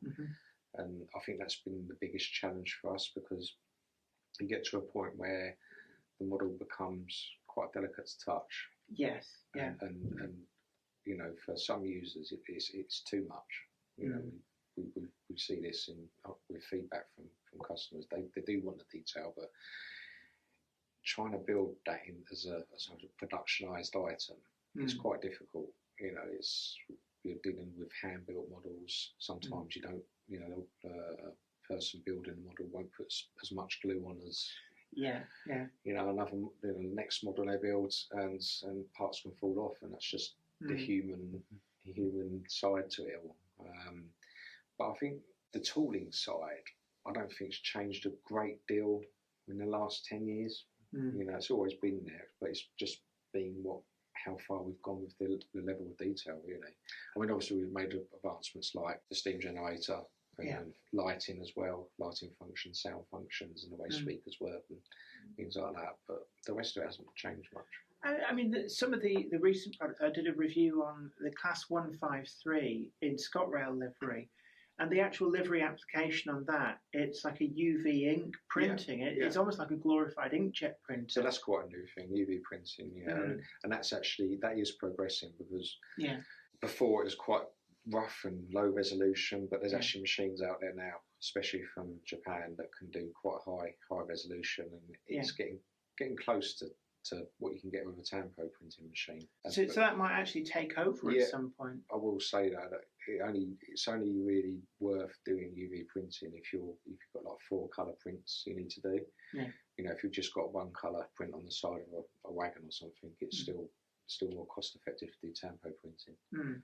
But yeah, for certainly more modern image locomotives have got really complicated liveries now, so that's where UV printing, like the LNER stripe on the side of the 800, we have to UV print that. We can do it Tampo printing. So. And we hear of late, there seems to be a lot of people trying to bang the drum for doom and gloom, the end of the hobby. We've seen the Worley show at the NEC has come to an end. From inside the hobby, actually working at one of the major manufacturers in the UK, how have you seen the hobby? What is the health of the hobby like at the present time?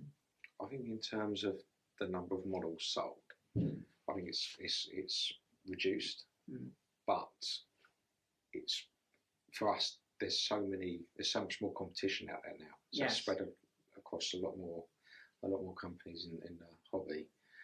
And I guess overall, the hobby must be very buoyant, because there's a lot of people obviously spending money with these companies. And absolutely. So less models, but of a higher quality. Yeah, and of a higher quality, and obviously, I mean, the amount of new models that are coming out now, I've never seen it this high. It does seem like every other week somebody's announcing something. But is there a danger that almost becomes like an arms race, where the focus is on brand new models, new tooling, to the detriment of maybe making more use of older toolings? We sometimes see the market is swamped with brand new, never before released models. But if you want another version of a model that was, say, released 2-3 years ago, it's very difficult to get hold of that. I mean, do you see that being something that could be a problem in the hobby? Yeah, I do. Yeah, people focusing on new capex tooling, and not concentrating on the reruns basically. And what we're gonna, what we're looking at is, Hornby's always been the sort of entry point into the hobby for a lot of people, and we really want to focus on that in the coming years too. Exactly, because you've got the Play Trains brand, which is, I mean, really you're the only brand that's catering to the very young people getting into the hobby at a very young age. They want something that's durable, that's bright, that's fun. It's not about detail. It's not about prototypical accuracy. It's much more emphasis on the play value. But then you've also got the next range up, the Railroad range, where it's a simpler model. They're more rugged, they're more reliable. But at the same time, one of the things we've shown is that they can be customized and improved very quickly and readily. It did with the 37 that you've got in your range, with the weathering. And again, that's something that other manufacturers seem to ignore, that end of the market. But at the same time, in 10, 20, 30 years' time, those new modelers are the ones that have the money in the pocket to buy the high fidelity models that keeps the market going. Is that something that Hornby is very focused on, getting the new people into the hobby? That's vitally important for us at the moment. Yeah, that is, you'll see in the coming years that Railroad's a really good range for us. You know, people do like it. You know, we sell. You know, it's a very popular sort of sub brand for us. But I think we have ignored that area of development over the last few years. So you hopefully see new sets coming out and obviously some new models at that railroad level to sort of support people who don't want to go out and spend £300 on a really high detailed model as their first model, but just as they want something they can play with really and use. Brilliant. Well, look, thank you so much for taking some time out to speak to us. And it's been really enlightening having a good chat here at Hornby with Carl Hart. And thank you so much for inviting us down. It's been a massive eye-opener coming here. And, you know, we've filmed quite a few projects. You'll be seeing some of those coming up in the coming weeks. But look, it's been great coming here. Great having a chat with you. And thank you very much. Thank you. Thank you. No worries. And it's been brilliant having your company for this chat with Carl Hart. Don't forget to hit that like button, share this video and subscribe as well. Ring in the notification bell to get those new videos as and when they go up. But until next time, this is me, Jenny Kirk, saying you take great care of yourself. Happy modelling. Bye for now. So a huge thank you to Carl Hart, who invited us actually down to Hornby, organised this amazing collaboration. You will be seeing a full video on that coming up. But I think there's at least one person in the chat might just be getting a little bit jealous about the other exclusive that's coming. Smoochy, smoochy, smooch. Oh, it didn't work. It did when I practiced. I've got an exclusive review coming of the new Hornby power bank. This is the smaller version, intended specifically to be able to fit with the greatest of ease in TT120 models and shunters. So things like... yes, we are going to test that. Yeah, so I will be doing a comparison between this and the larger style power bank. This has got... it's wrapped in Captain tape by the looks of it, rather than the actual production shrink wrap. So this is a pre-production model. But in the packaging, they're in production at the moment, so they're not that far away. So we're going to be looking to do an exclusive. Pass it over. I'll put it on screen on. The oh yeah, okay. If I press the button, hit the lever. So of course it's decided not to come up. The moment we say we're going to use the cameras there. So my lovely assistant is now. So there you are. Just be careful you don't get the shine on the cellophane packet. So that is the all new small Hornby power bank. Yeah. It's a lot smaller. Significantly. I'd say it's probably at least half the size. So anybody who's into TT120 will find that a bit of a game changer for using the HM7000 decoders, because it does mean that you're going to be able to fit that in. And I've actually got a TT120 A4, and I'll be doing a little bit of a comparison in there, just seeing how well it fits. So Let's Make Tracks TT120. You were exactly the person I thought of. I thought, oh, he's going to be jealous because you said, oh, I only got a Skype interview.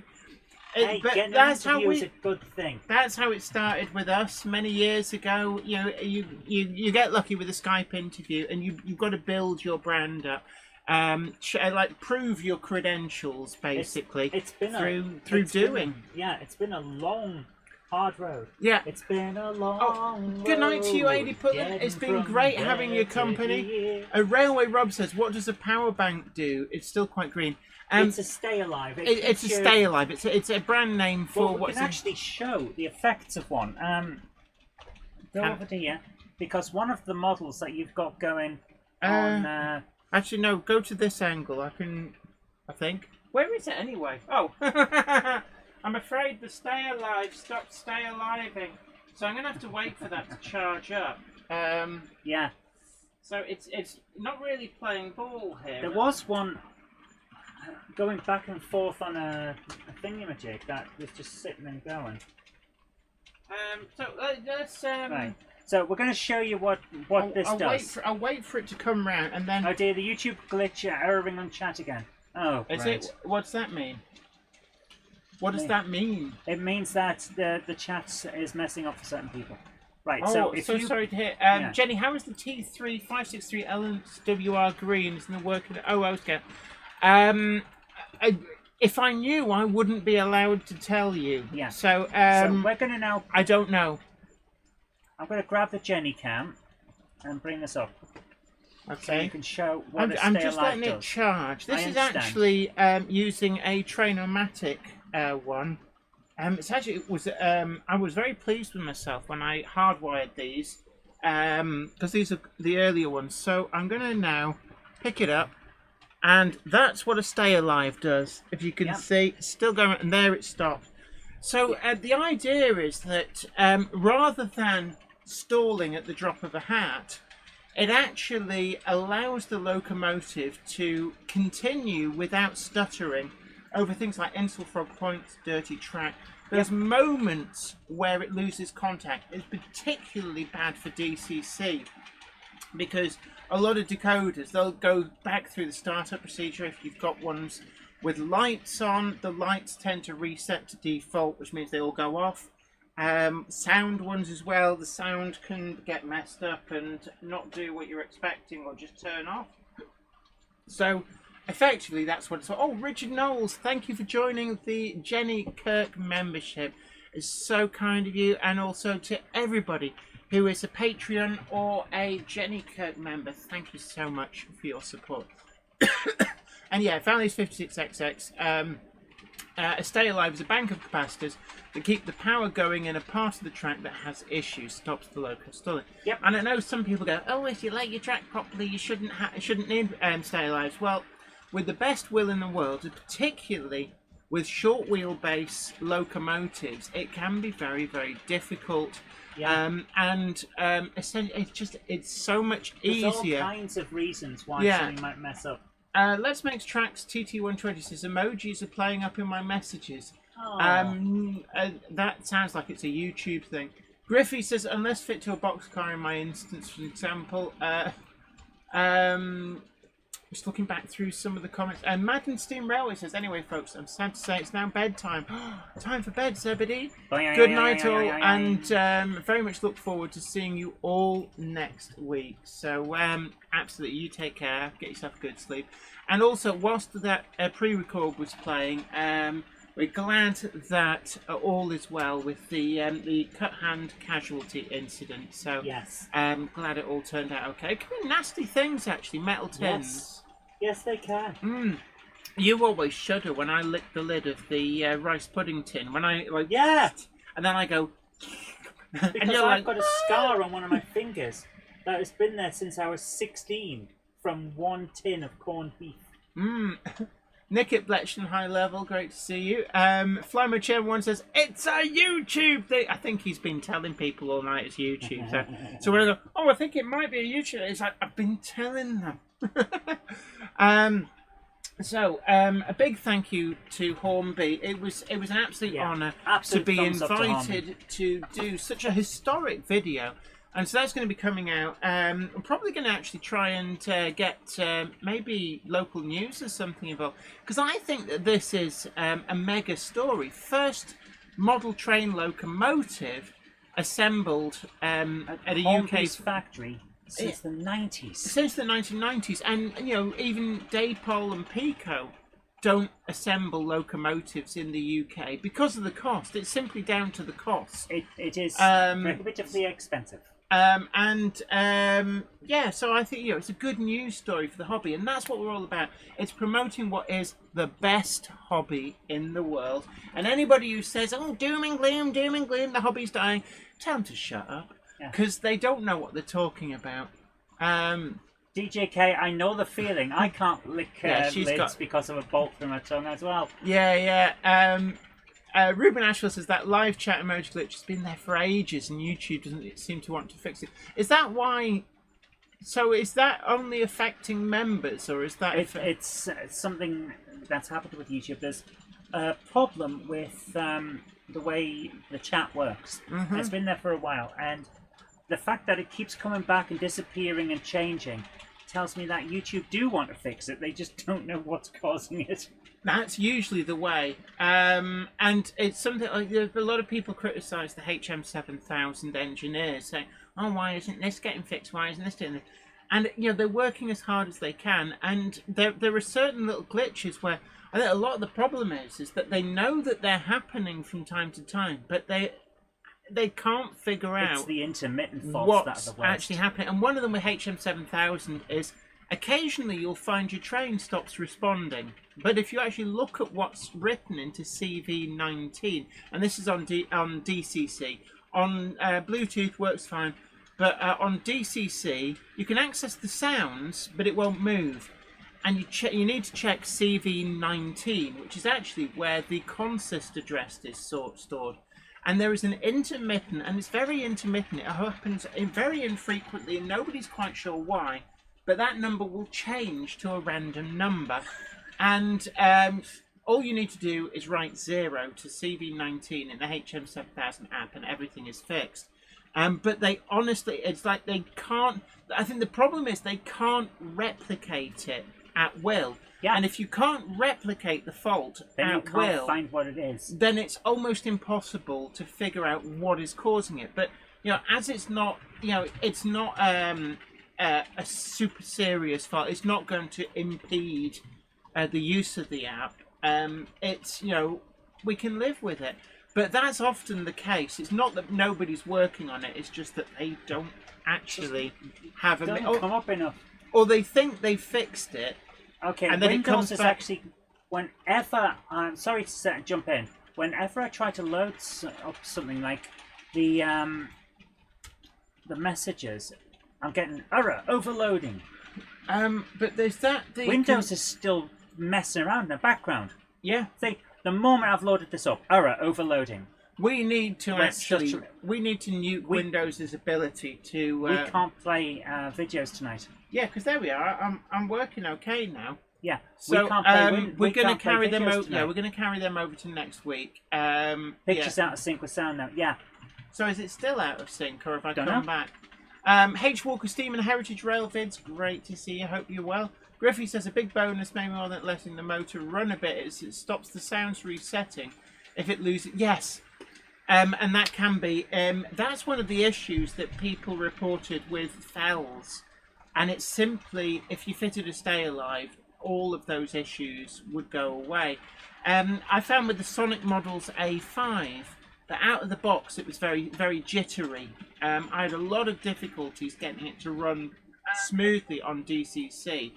But actually, as soon as I fitted even a relatively small Stay Alive, all those issues just went away. Aaronville says, what is the CV19 label in the HM7000 app? It's just the consist address. But if you go to Advanced CV Editor in the HM7000 app, hit refresh just to make sure, and it'll populate all of the CVs. And just scroll down until you get to number 19 and look at what number's in there. It should be 0, unless you have physically set it to a consist address. It should say 0. And what you need to do is, there is actually a glitch where you can't. You can set a number, but it won't let you set anything less than 1. But if you hit reset CV, it will set to 0. Is what you need to do. Gary Lewis says, that's interesting, Jenny. I have a HM7000 decoder that's doing just that. Sound profile's all fine, but movement, I will check CV19. Cheers. You're more than welcome. Yeah, CV19, I've had more problems with that than any other problems. Now, I use iPhone, and the iPhone app has actually been really good. I think most of the glitches and intermittent problems have been reported with Android, but the CV19 glitch seems to be universal, and I've had that more than I've really had anything else. I've not really had a lot of problems, but that has happened a lot. Invariably, open up the app, look on Bluetooth, or if it's set to DCC, you can actually just put it on your programming track. And I like 99 out of 100 times, I'll tell you that CV19 will be set to some random number. And if you actually select that number as a loco address, your loco will theoretically just move, because that's the address it's going to respond to. It's how DCC does consisting, by effectively assigning a temporary address to multiple locomotives. Worthington Model Railway says, my browser just closed for no reason. It sounds like Windows is having lots of glitches. So Griffey says, I use Kato track now exclusively. I add power droppers to every single piece of track and have the switches points set to live. All really simple, makes loads of difference.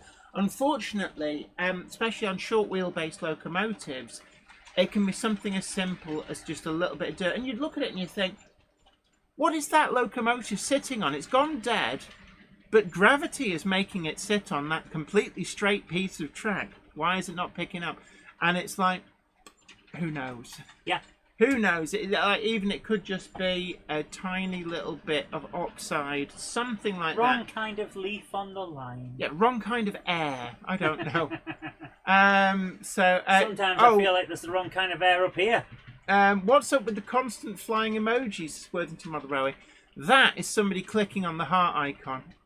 That's not a flying emoji either. That is, that's a party one, or a congratulations. It's basically, pa-pa! You know those little things, and it's a pop, and it's got confetti coming out. And it's like, I think I know who might be doing it. Lizzie Bird Locomotive, is it you?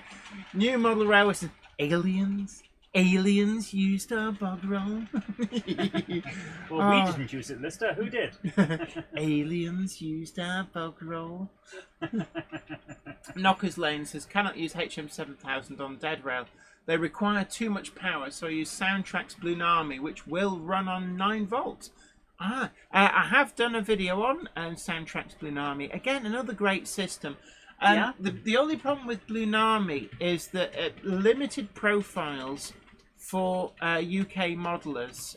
There are profiles on the Soundtrack's decoders. So, for example, I think there's an A4 on there, which I was quite surprised to see. But when you think about it, Dwight D. Eisenhower is in the US, is an A4. So I guess that there's kind of a market for that. People would see that at the Railroad Museum and go, oh, gee, I like that. I'll have a model. I can't do an American accent on demand. You can't do your own accent. No, I can't. Aaronville says, last week I ran my Hornby Lion with HM7000 on my Norwich Club DC track. Works a treat. What I would say is you have to be very careful on controllers. I think Hornby have produced, it's actually a very short list of approved controllers. And the reason is that not all controllers have a fast enough short protection. Yeah. And it's points you've got to watch out for. Basically, a short can blow a HM, well, any decoder. And you need a DC controller that has incredibly fast short protection to avoid spiking the decoder. So if you have a circuit with absolutely no points in, generally speaking, you're going to be fine.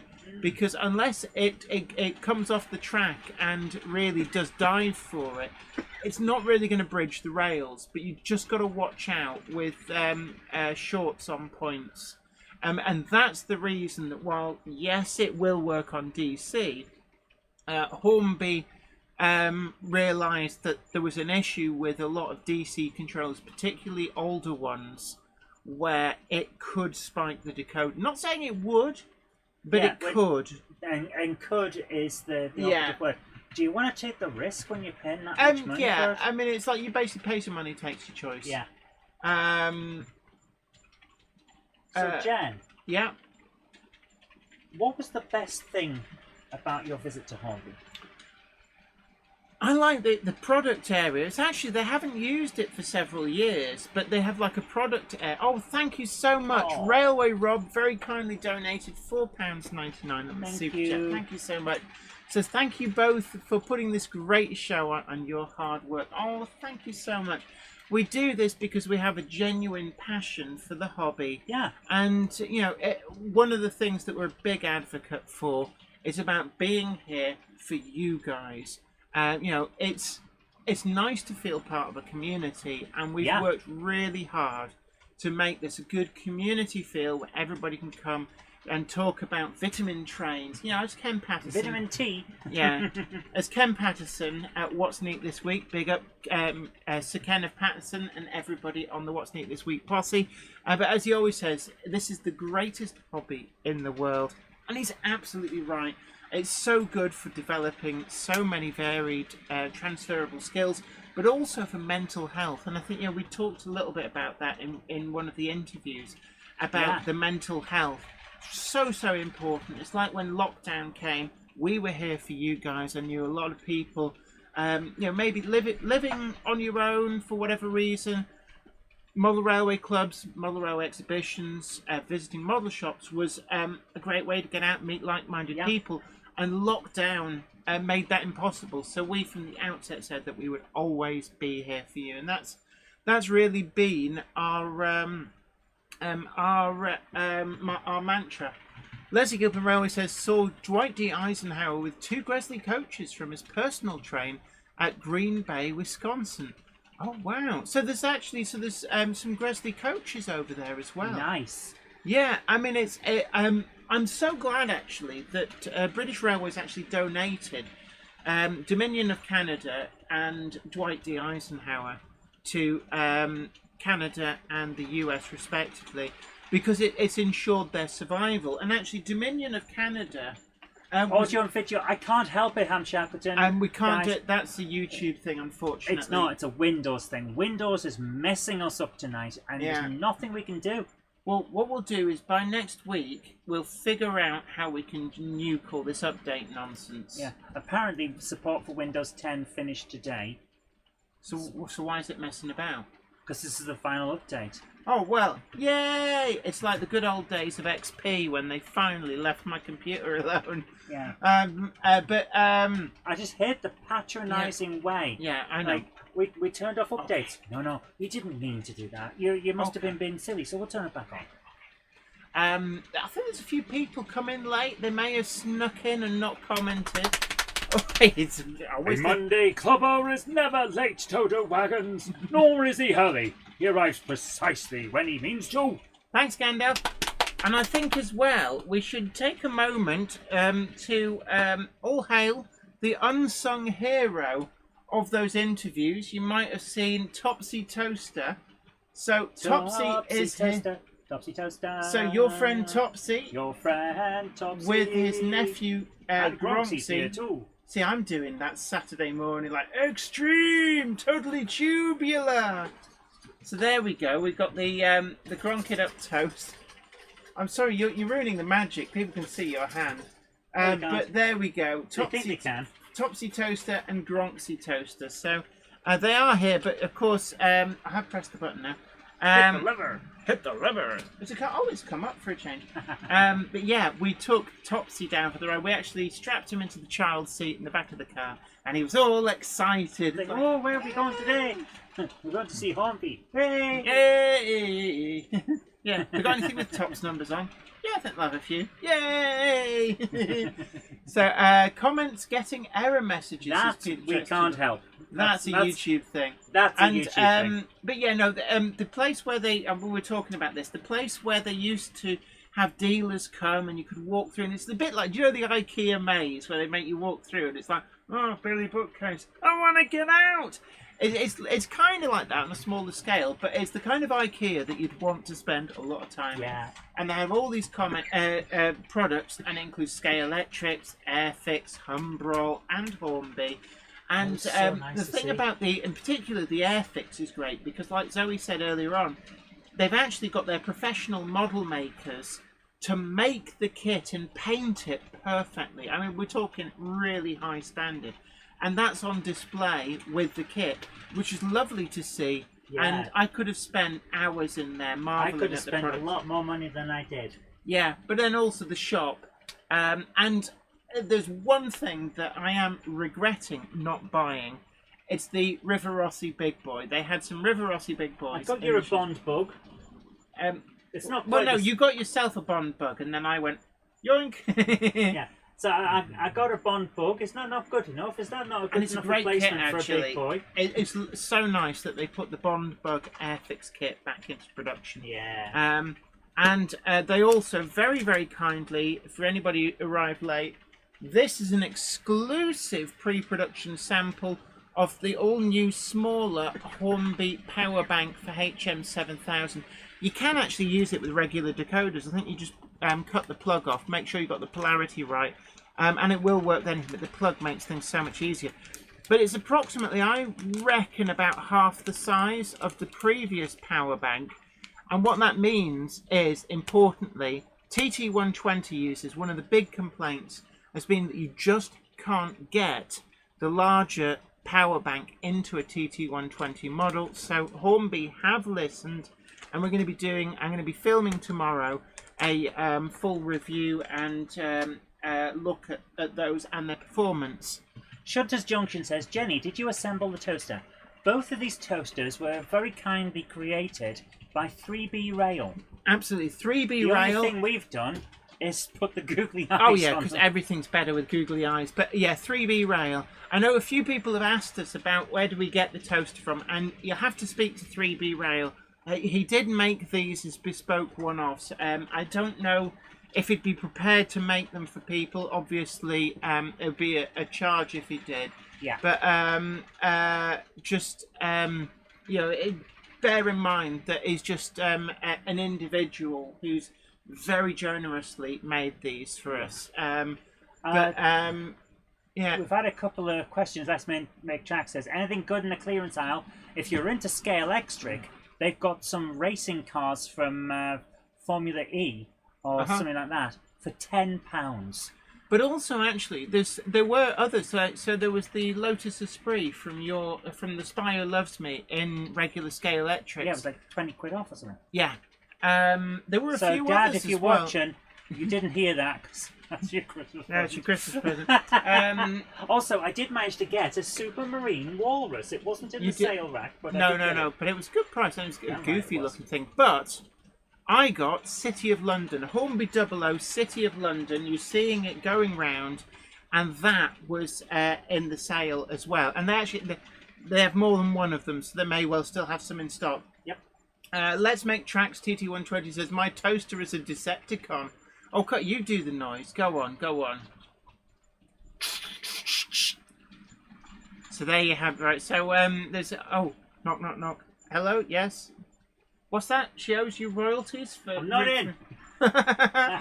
So we're coming up. We're closing in on the end of the show. I really wish we could have had some videos tonight. We're going to have to do a long special next Unfortunately, there's Windows issues happening. But let's do a model railway exhibition, virtual model railway exhibition next week, and really go for like a full hour of videos. Yeah, full hour of videos next week. Let's We'll clear do it. some of the backlog. Raymond Legg says Heist just featured a layout on his channel, Gauge 3 layout, all square. Is that the guy who's been sharing stuff on the Monday Club Facebook group? I couldn't say for there's sure. somebody who's been sharing some amazing Gauge 3 models. Nice. Noishi. Joshua W56 says, looks like I'm back. Welcome back. Welcome back. Night All says Peter Jackson, Cheadle Heath. And great stream, Jenny Azoe says Peter Jackson, Cheadle Heath. Thank you so much. Worthington Mullerow says, last time I was in Margate, I could have pretty much emptied the bargain bin. I did grab a dozen wagons, but didn't buy any locos. See, I did the opposite now, and I was quite... Well, you filled the bargain bin. I was quite well behaved, so I just bought a City of London, which is going around. I love that livery. There's something about the Midland region maroon with late crest. I think that really does suit the Princess Coronation class in particular. Don't get me wrong, I like the BR green on them, but that livery is just, I love it. I absolutely love it. So I'm kind of making it my mission. I've got City of Lancaster and City of London. They're the two that you're seeing going around. I really fancy picking up some more, like some others from the class in that livery. It's a nice eye-catching look. It is, yeah, but it's nice to have variety. So I've got a blue one which is because we've been doing some filming. All will become clear in Wednesday's video. So that's why the Southern electric stock is going round, because that's being used in filming. And due to space restraint, it's like, yeah, I'm a hoarder. I'm going to have to move some stuff downstairs into display cabinets. So I've got a display cabinet, and I've decided that the third rail Southern Electrics are going to go in those. They're actually the Lidl cabinets, and we should have Lidl cabinet watch. So anybody spots that Lidl in the UK are selling the self-assembled cabinets, let us know and we'll get the word out, because they are perfect for displaying and storing your collection. Puffy Plays Z says, do you have a GT3? I have 4 GT3s. I'm looking up there. I've got a LMS Black. I think it's LMS Black. Do you want to show? Oh, well, actually, yeah. So hit the lever. So the buttocks. okay, yeah. Do you want to? Yeah, I haven't got much. It's on. I haven't got. Whoa. I haven't got much slack, but let's just see. Those there on the top of the War World Scenic storage boxes. There's 4 GT3s up there. What's that one that's next to them on the left? The brown one with the white top. That is a Hellion AEC rail car. I like that one. And just in case anybody's interested, this is a rare view of Weir Yard. That's a whole load of short wheelbase locomotives. There's another shelf next to it. They've got some slightly longer ones. Class 25s fit on there. And then chat as well. And then there is, oh yeah, there's like, that's what I'm reading off, just in case anybody's interested. And then there's a couple of shelves there with lots of locomotives. Lots of A4s at the bottom. There are locomotives in all of those drawers. And then somewhere behind me, there's even more. Like that shelf, and the shelf that you can't actually see onto because I don't have a long enough cable. There's all locomotives up there. So, yeah, I've got... hi, I'm Jenny Kirk. Do you like trains? Nah, not really. Hi, I'm Jenny Kirk. I've got too many trains.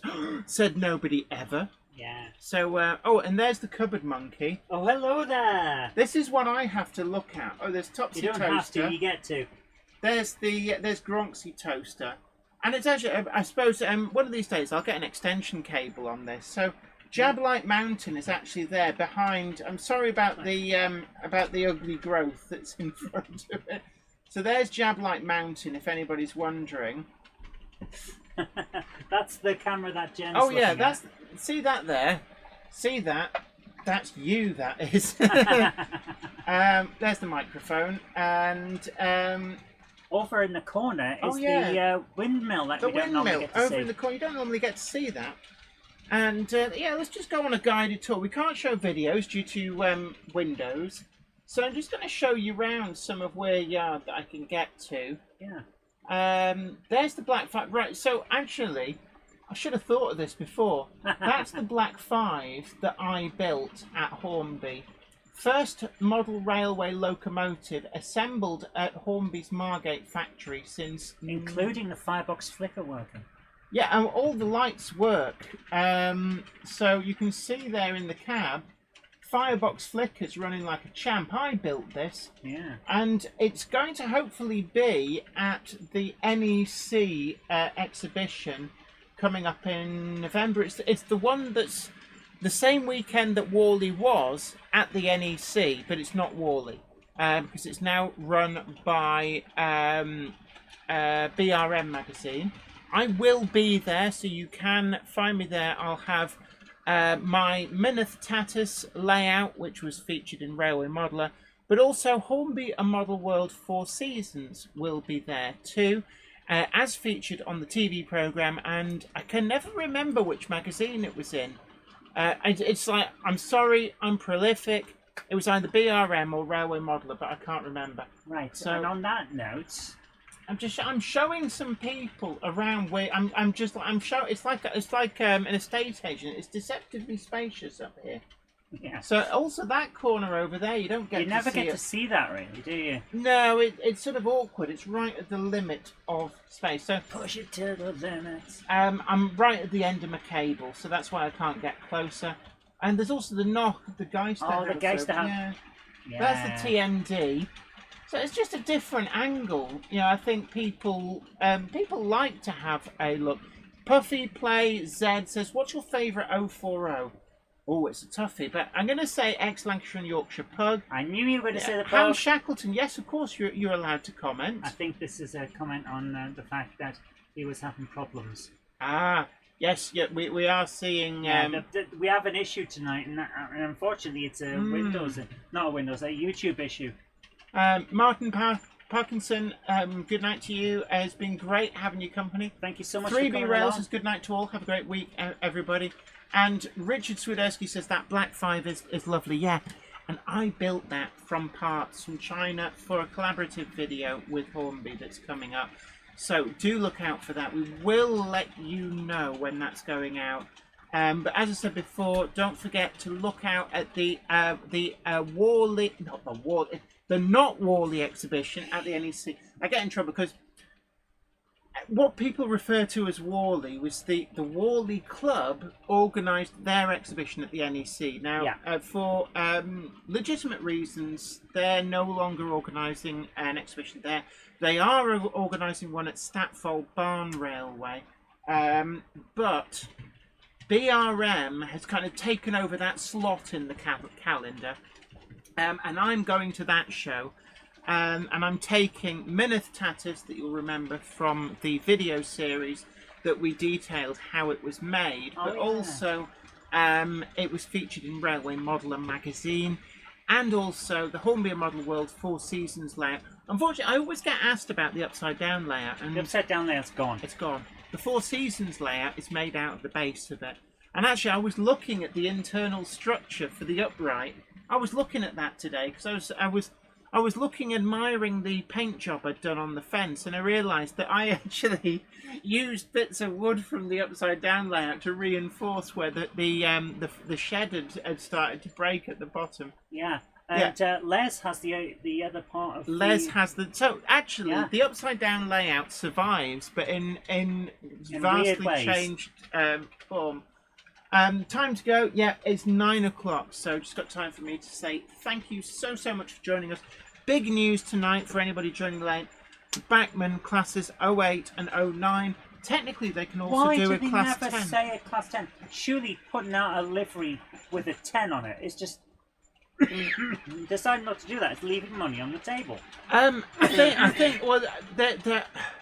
think it's good for maybe 100 class 10s, but the class 10s were early withdrawals. But I have floated an idea to a retailer that does do a lot of commissions with Backman. I've said, if you're looking for an unusual commission, why not consider this? From their new class 08-09 tooling suite, and it is a class 10, but it's the one that carries a tops number. I think it's 10119 in rail blue, so look out for that. But look, it's like a dusty throat, isn't it? It's awful. I get that from time to time. Like somebody's going around sprinkling some dust on the back of your throat. Sorry about that. I only just got time for me to say, don't forget that straight after the show you'll be given the option to move on over to not because I've forgotten. Let me do that now. Okay. You're going to get the opportunity to move straight on over to the Game Hammer Classic Gaming live stream, where your live streaming goodness will continue tonight with retro computer gaming. And Cupboard Monkey, what are you playing tonight? Whatever people ask for. So it's anything goes, all request Monday. Yes, retro computer game. So PlayStation 2. Wow, it's not letting me link it. Oh, it's a bit. Is this part of the issue? It's just not doing it. Yeah, YouTube is broken tonight. There's no redirect. Just give it a moment. Give it a moment. Whilst it's... I think YouTube is having some serious issues tonight. Flammy says, good night, folks. The chat is playing up. So, unfortunately... It's not going to work. Can you post a link into the chat? So we're going to post a link. I can try. Yeah, we'll try. But look, until next time, this is me, Jenny Kirk, saying you take great care of yourself. Bye for now. The train now departing is the 21:05 service to Butsfarthing, stopping at Bolton Trinity Road, Mineth Tattis, Tattis Newydd, Grove Street Yard, that unnamed loud that Jenny said had a name but it didn't. Then on to Eindhoven, Pittsburgh somehow, Packham on the back. I forgot what the other ones were. How? Boxton on File, Boxton Junction, and then on. Where we go? All change at Three Cocks for Lords Hereford's North, and then on to Butsfarthing. That's the 21:05 service to Butsfarthing. If you go up to the loft today, you're sure of a big surprise. If you go up to the loft today, you'll never believe your eyes. For every train there ever was is gathered there together, because today's the day that Jenny does the Monday Club. Monday fun for everyone. So come on and join the fun. It's just begun, and you'll, I don't know, shove. Here's a nun. Yeah. I don't know. Yeah, well, just make up the words as you go. Yes. Here's a bun, rub your tum, say And thank you so much, Richard Swiderski. It's this great interview with Hornby. Yeah, we were hoping to be able to do that kind of live and have them in for chit-chat all through the stream. But unfortunately, it just proved impossible logistically to do that from Hornby. So, thankfully, Richard Watson, New Junction from Accurascale, stepped in and gave us an exclusive interview on the all-new Class 60 that was announced. So, a big thank you to him. Definitely, it was a good pre-record. The reason we pre-recorded it was that we were away in Hornby. We went down on the Sunday and came back on the Tuesday evening. And also the reason we pre-recorded it is because he was only available on the Friday. There is that as well, and you know you might as well bag an exclusive whilst it's there. Absolutely. So I'm always really grateful for all the great people amongst the manufacturers and retailers who support the channel by giving us the info and the inside track and stuff. Also grateful to everyone who supports us by watching the show and liking. Of course, too. Yeah. Massively appreciate it, guys. Yeah, they can't hear you, but you'll just be this sort of weird voice shouting from another room. But yeah, we're always really appreciative for you guys' support. So do please hit that like button and share the stream too.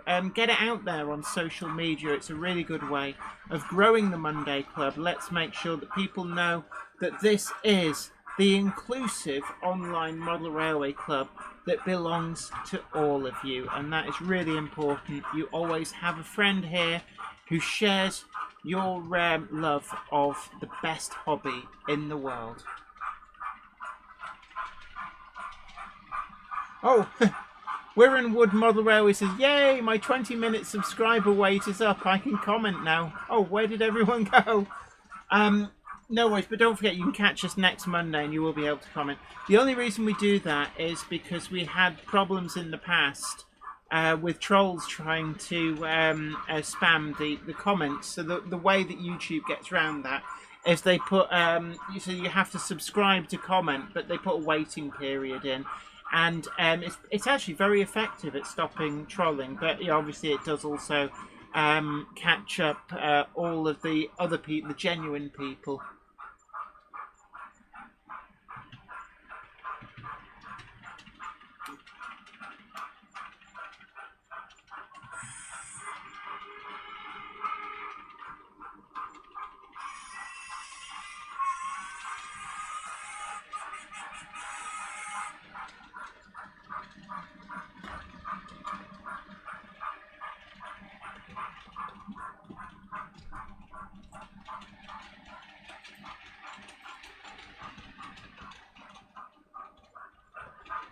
Incidentally, if anybody's wondering, the TMD has gone all LMS and Wriggle standards today.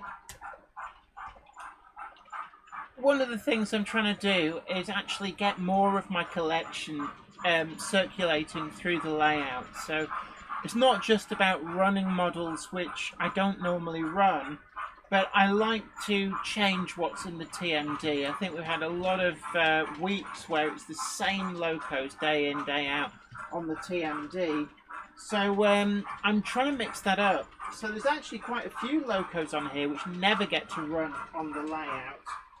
And there we are, just helping that along. It's got to stay alive in. I really do. It's I think there's a very big piece of dirty track over here. So, oh god, yes, that is a bit dirty. So let's just get that all cleaned over here.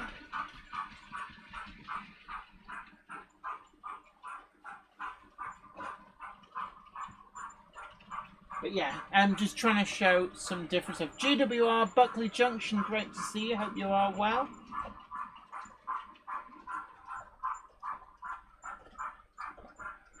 So we've got a weathered 9F on the turntable. It is actually sound fitted.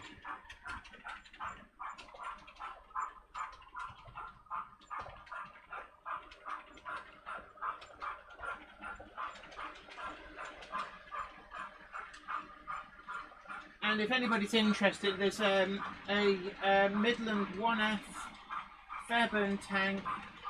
I believe that's a Crab.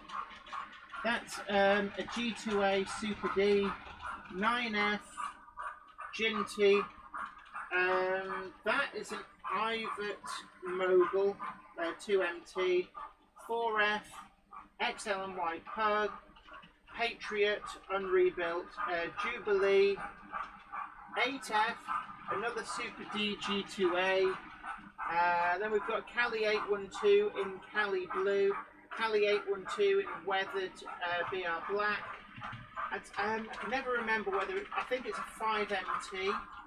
And then we've got 2 3MT tanks and another Ginty bringing up the rear. So quite an assortment, and I've tried to go doing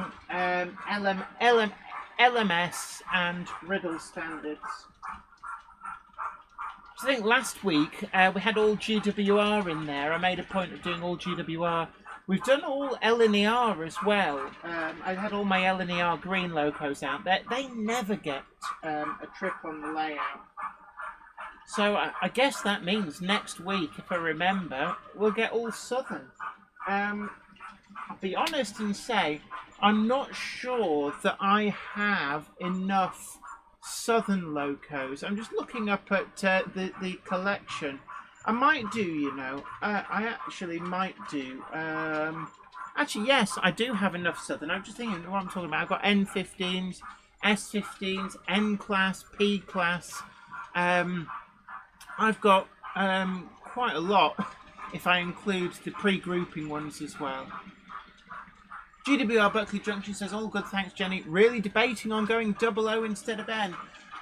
For me, it's about, I've always been a 00 modeler. N-Gauge, when I got back into the hobby about 24, 25 years ago, was still very crude. You're talking about inside framed Class 08s and pizza cutter wheels. So I went with what I knew, 00. No regrets. N-Gauge has got a lot better. Since Bachmann bought Graham Farish, they've really brought N-Gauge really up to an amazing standards. Richard Swiderski says, have you got any LMS livery engines? I do. I've got 2 ex-Lancashire and Yorkshire pugs in LMS livery, but in terms of mainline locomotives, oh yeah, I've got Duchess of Atholl and Duchess of Abercorn.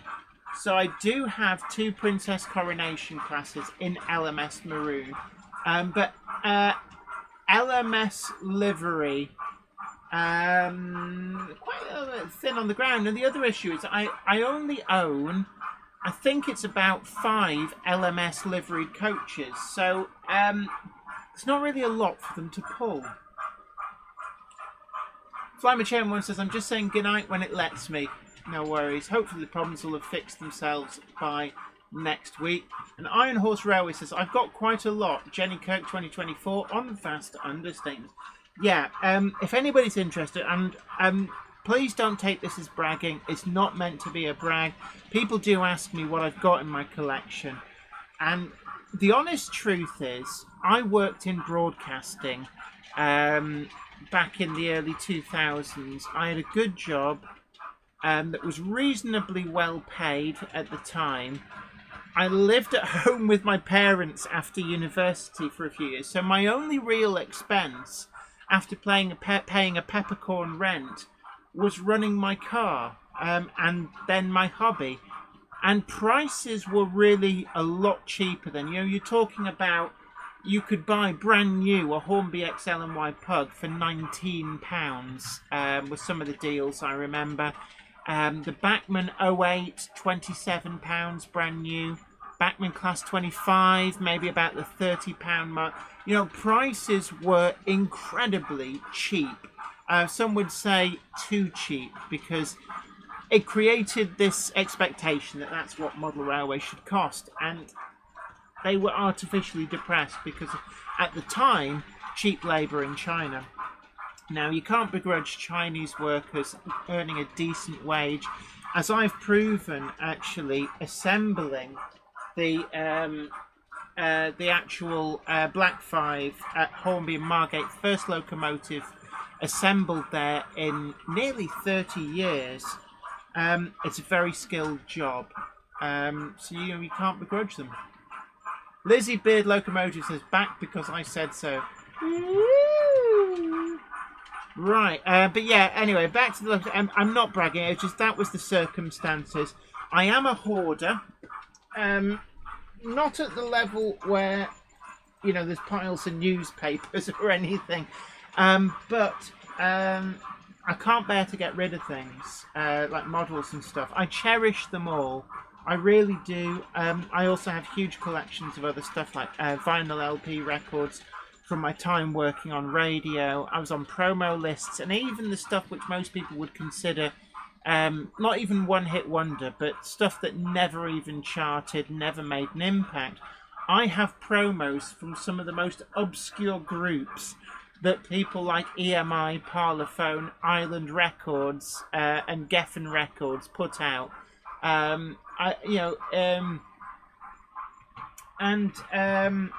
have, when I last checked in my spreadsheet, which only lists the DCC fitted locomotives, it doesn't list the stuff like the Hornby 00 collection, some of the more retro stuff I have.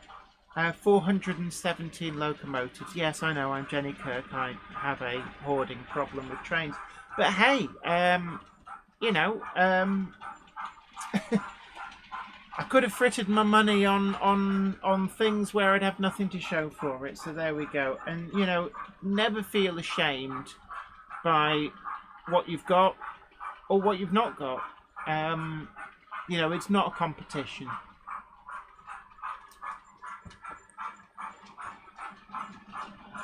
Richard Swiderski, I'll try and remember.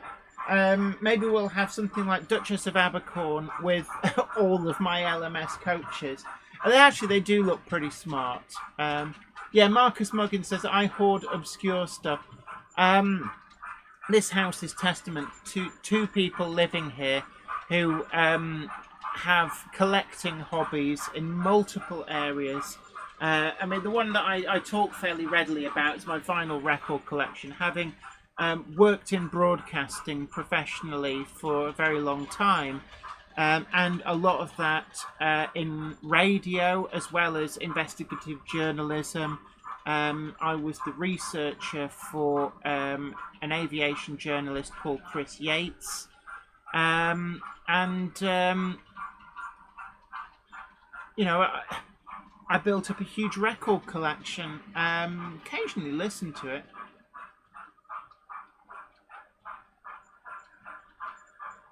Iron Horse Railway says, yeah, but if it was a competition, you'd probably have won.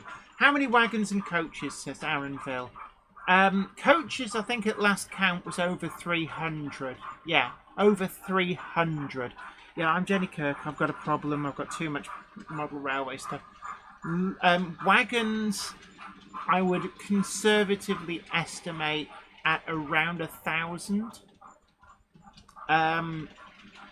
But you've got to remember that I started buying model railway stuff again in late 2000. I had a good job, like I said, very, very lucky in that respect. Came out of university, went straight into broadcasting, and it was a fun and varied job. I always jokingly say I've never knowingly held down a regular job, and it's true. But prices were really cheap. I mean, you're talking about Bachmann branch line wagons, so like the 16-ton mineral wagons. You can see some of them in that shot. They were retailing. You could get them for down to about £4.50 a wagon. So it was really easy to build up a massive collection. Now I understand it's really difficult now for a lot of people. Models have become a lot more expensive than they were 24 years ago. What can you do? I mean, like vinyl record collecting. I was doing that from the early part of the 1990s, and I have records that I literally bought brand new for 99p that came out in the charts on like 7-inch or 12-inch single that are now worth hundreds of pounds, but didn't pay that for them. And it's like so many collecting hobbies. The more people in it, the more expensive some of the older stuff gets. Valleys 56XX says there is a guy at my model rail club who has over 1,000 locos. I can well believe it. It's over a lifetime. It's relatively easy to do. I know a great deal of you guys are younger than me. What you've got to remember is that my collection, yes, at first glance you might think, oh my god, that's a lot of stuff. But that's 24 years of having reasonable jobs and, more importantly, no children.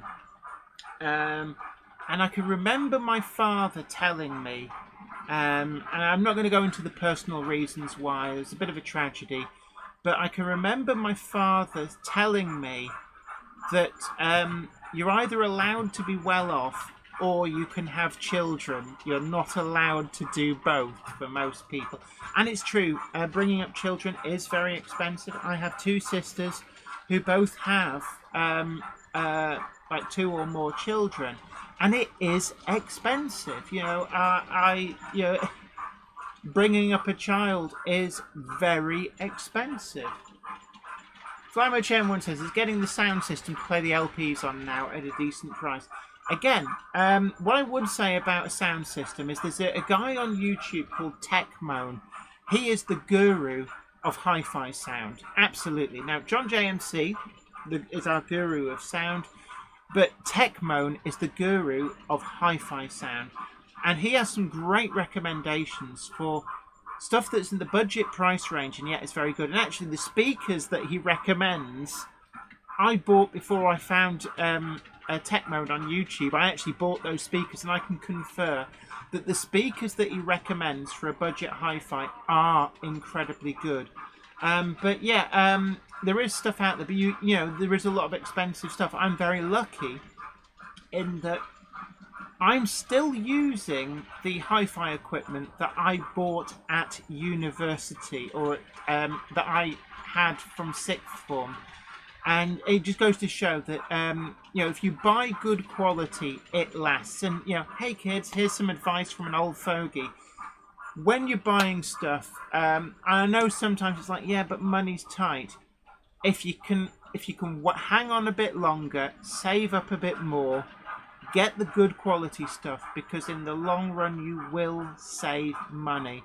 Because, I think the old adage was buy cheap, buy twice. If you buy decent hi-fi equipment, it will literally last you a lifetime. I am using an amp and speakers in our living room downstairs that I bought in my 3rd year at university. I'm using record players that I bought in my... I bought them in 6th... Well, one of them in 6th form and the other one at 1st year of university. I'm using compact disc players one of which I got when I was in 6th form, and the other one I bought in my first year at university. I'm using, all of these things. I was very particular. It's like, I want something that will last and sound good. And I know a guy I went to university with, he liked the CD players that I bought, and he went and bought one himself. Actually, I remember going with him to Richer Sounds in Newcastle to pick it up, and he recently posted a picture on Facebook saying, I'm still using my CD player that I bought at university. So it just goes to show that if you buy good quality, it will last you. Look after it and it will look after you. Oh, Simon Train's Mother Railway Showcase says, can confirm Zoe is now live. So look, thank you guys for watching. And we're not, I think she shared a link in the chat, but go and have a look for Gamehammer Classic Gaming. And the Cupboard Monkey will be happy to have your company on Anything Goes Monday Night Live. But from me and everybody here at Old Fogies Are Us, up here at Weir Yard, you're only as young as you feel. Inside there's a 16-year-old going, what the hell just happened? But there you go. So you guys take great care of yourself. It's always an absolute honour to have your company every Monday night. Check out our videos coming this week. We've got a full review of the Bargain Class 422 from Bachmann. We've also got a review of the all-new budget control module for changing solenoid point motors from Gauge Master.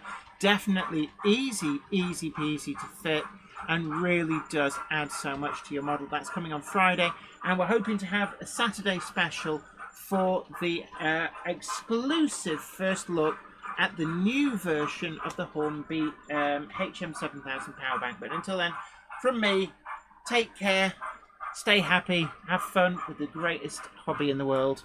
Bye for now.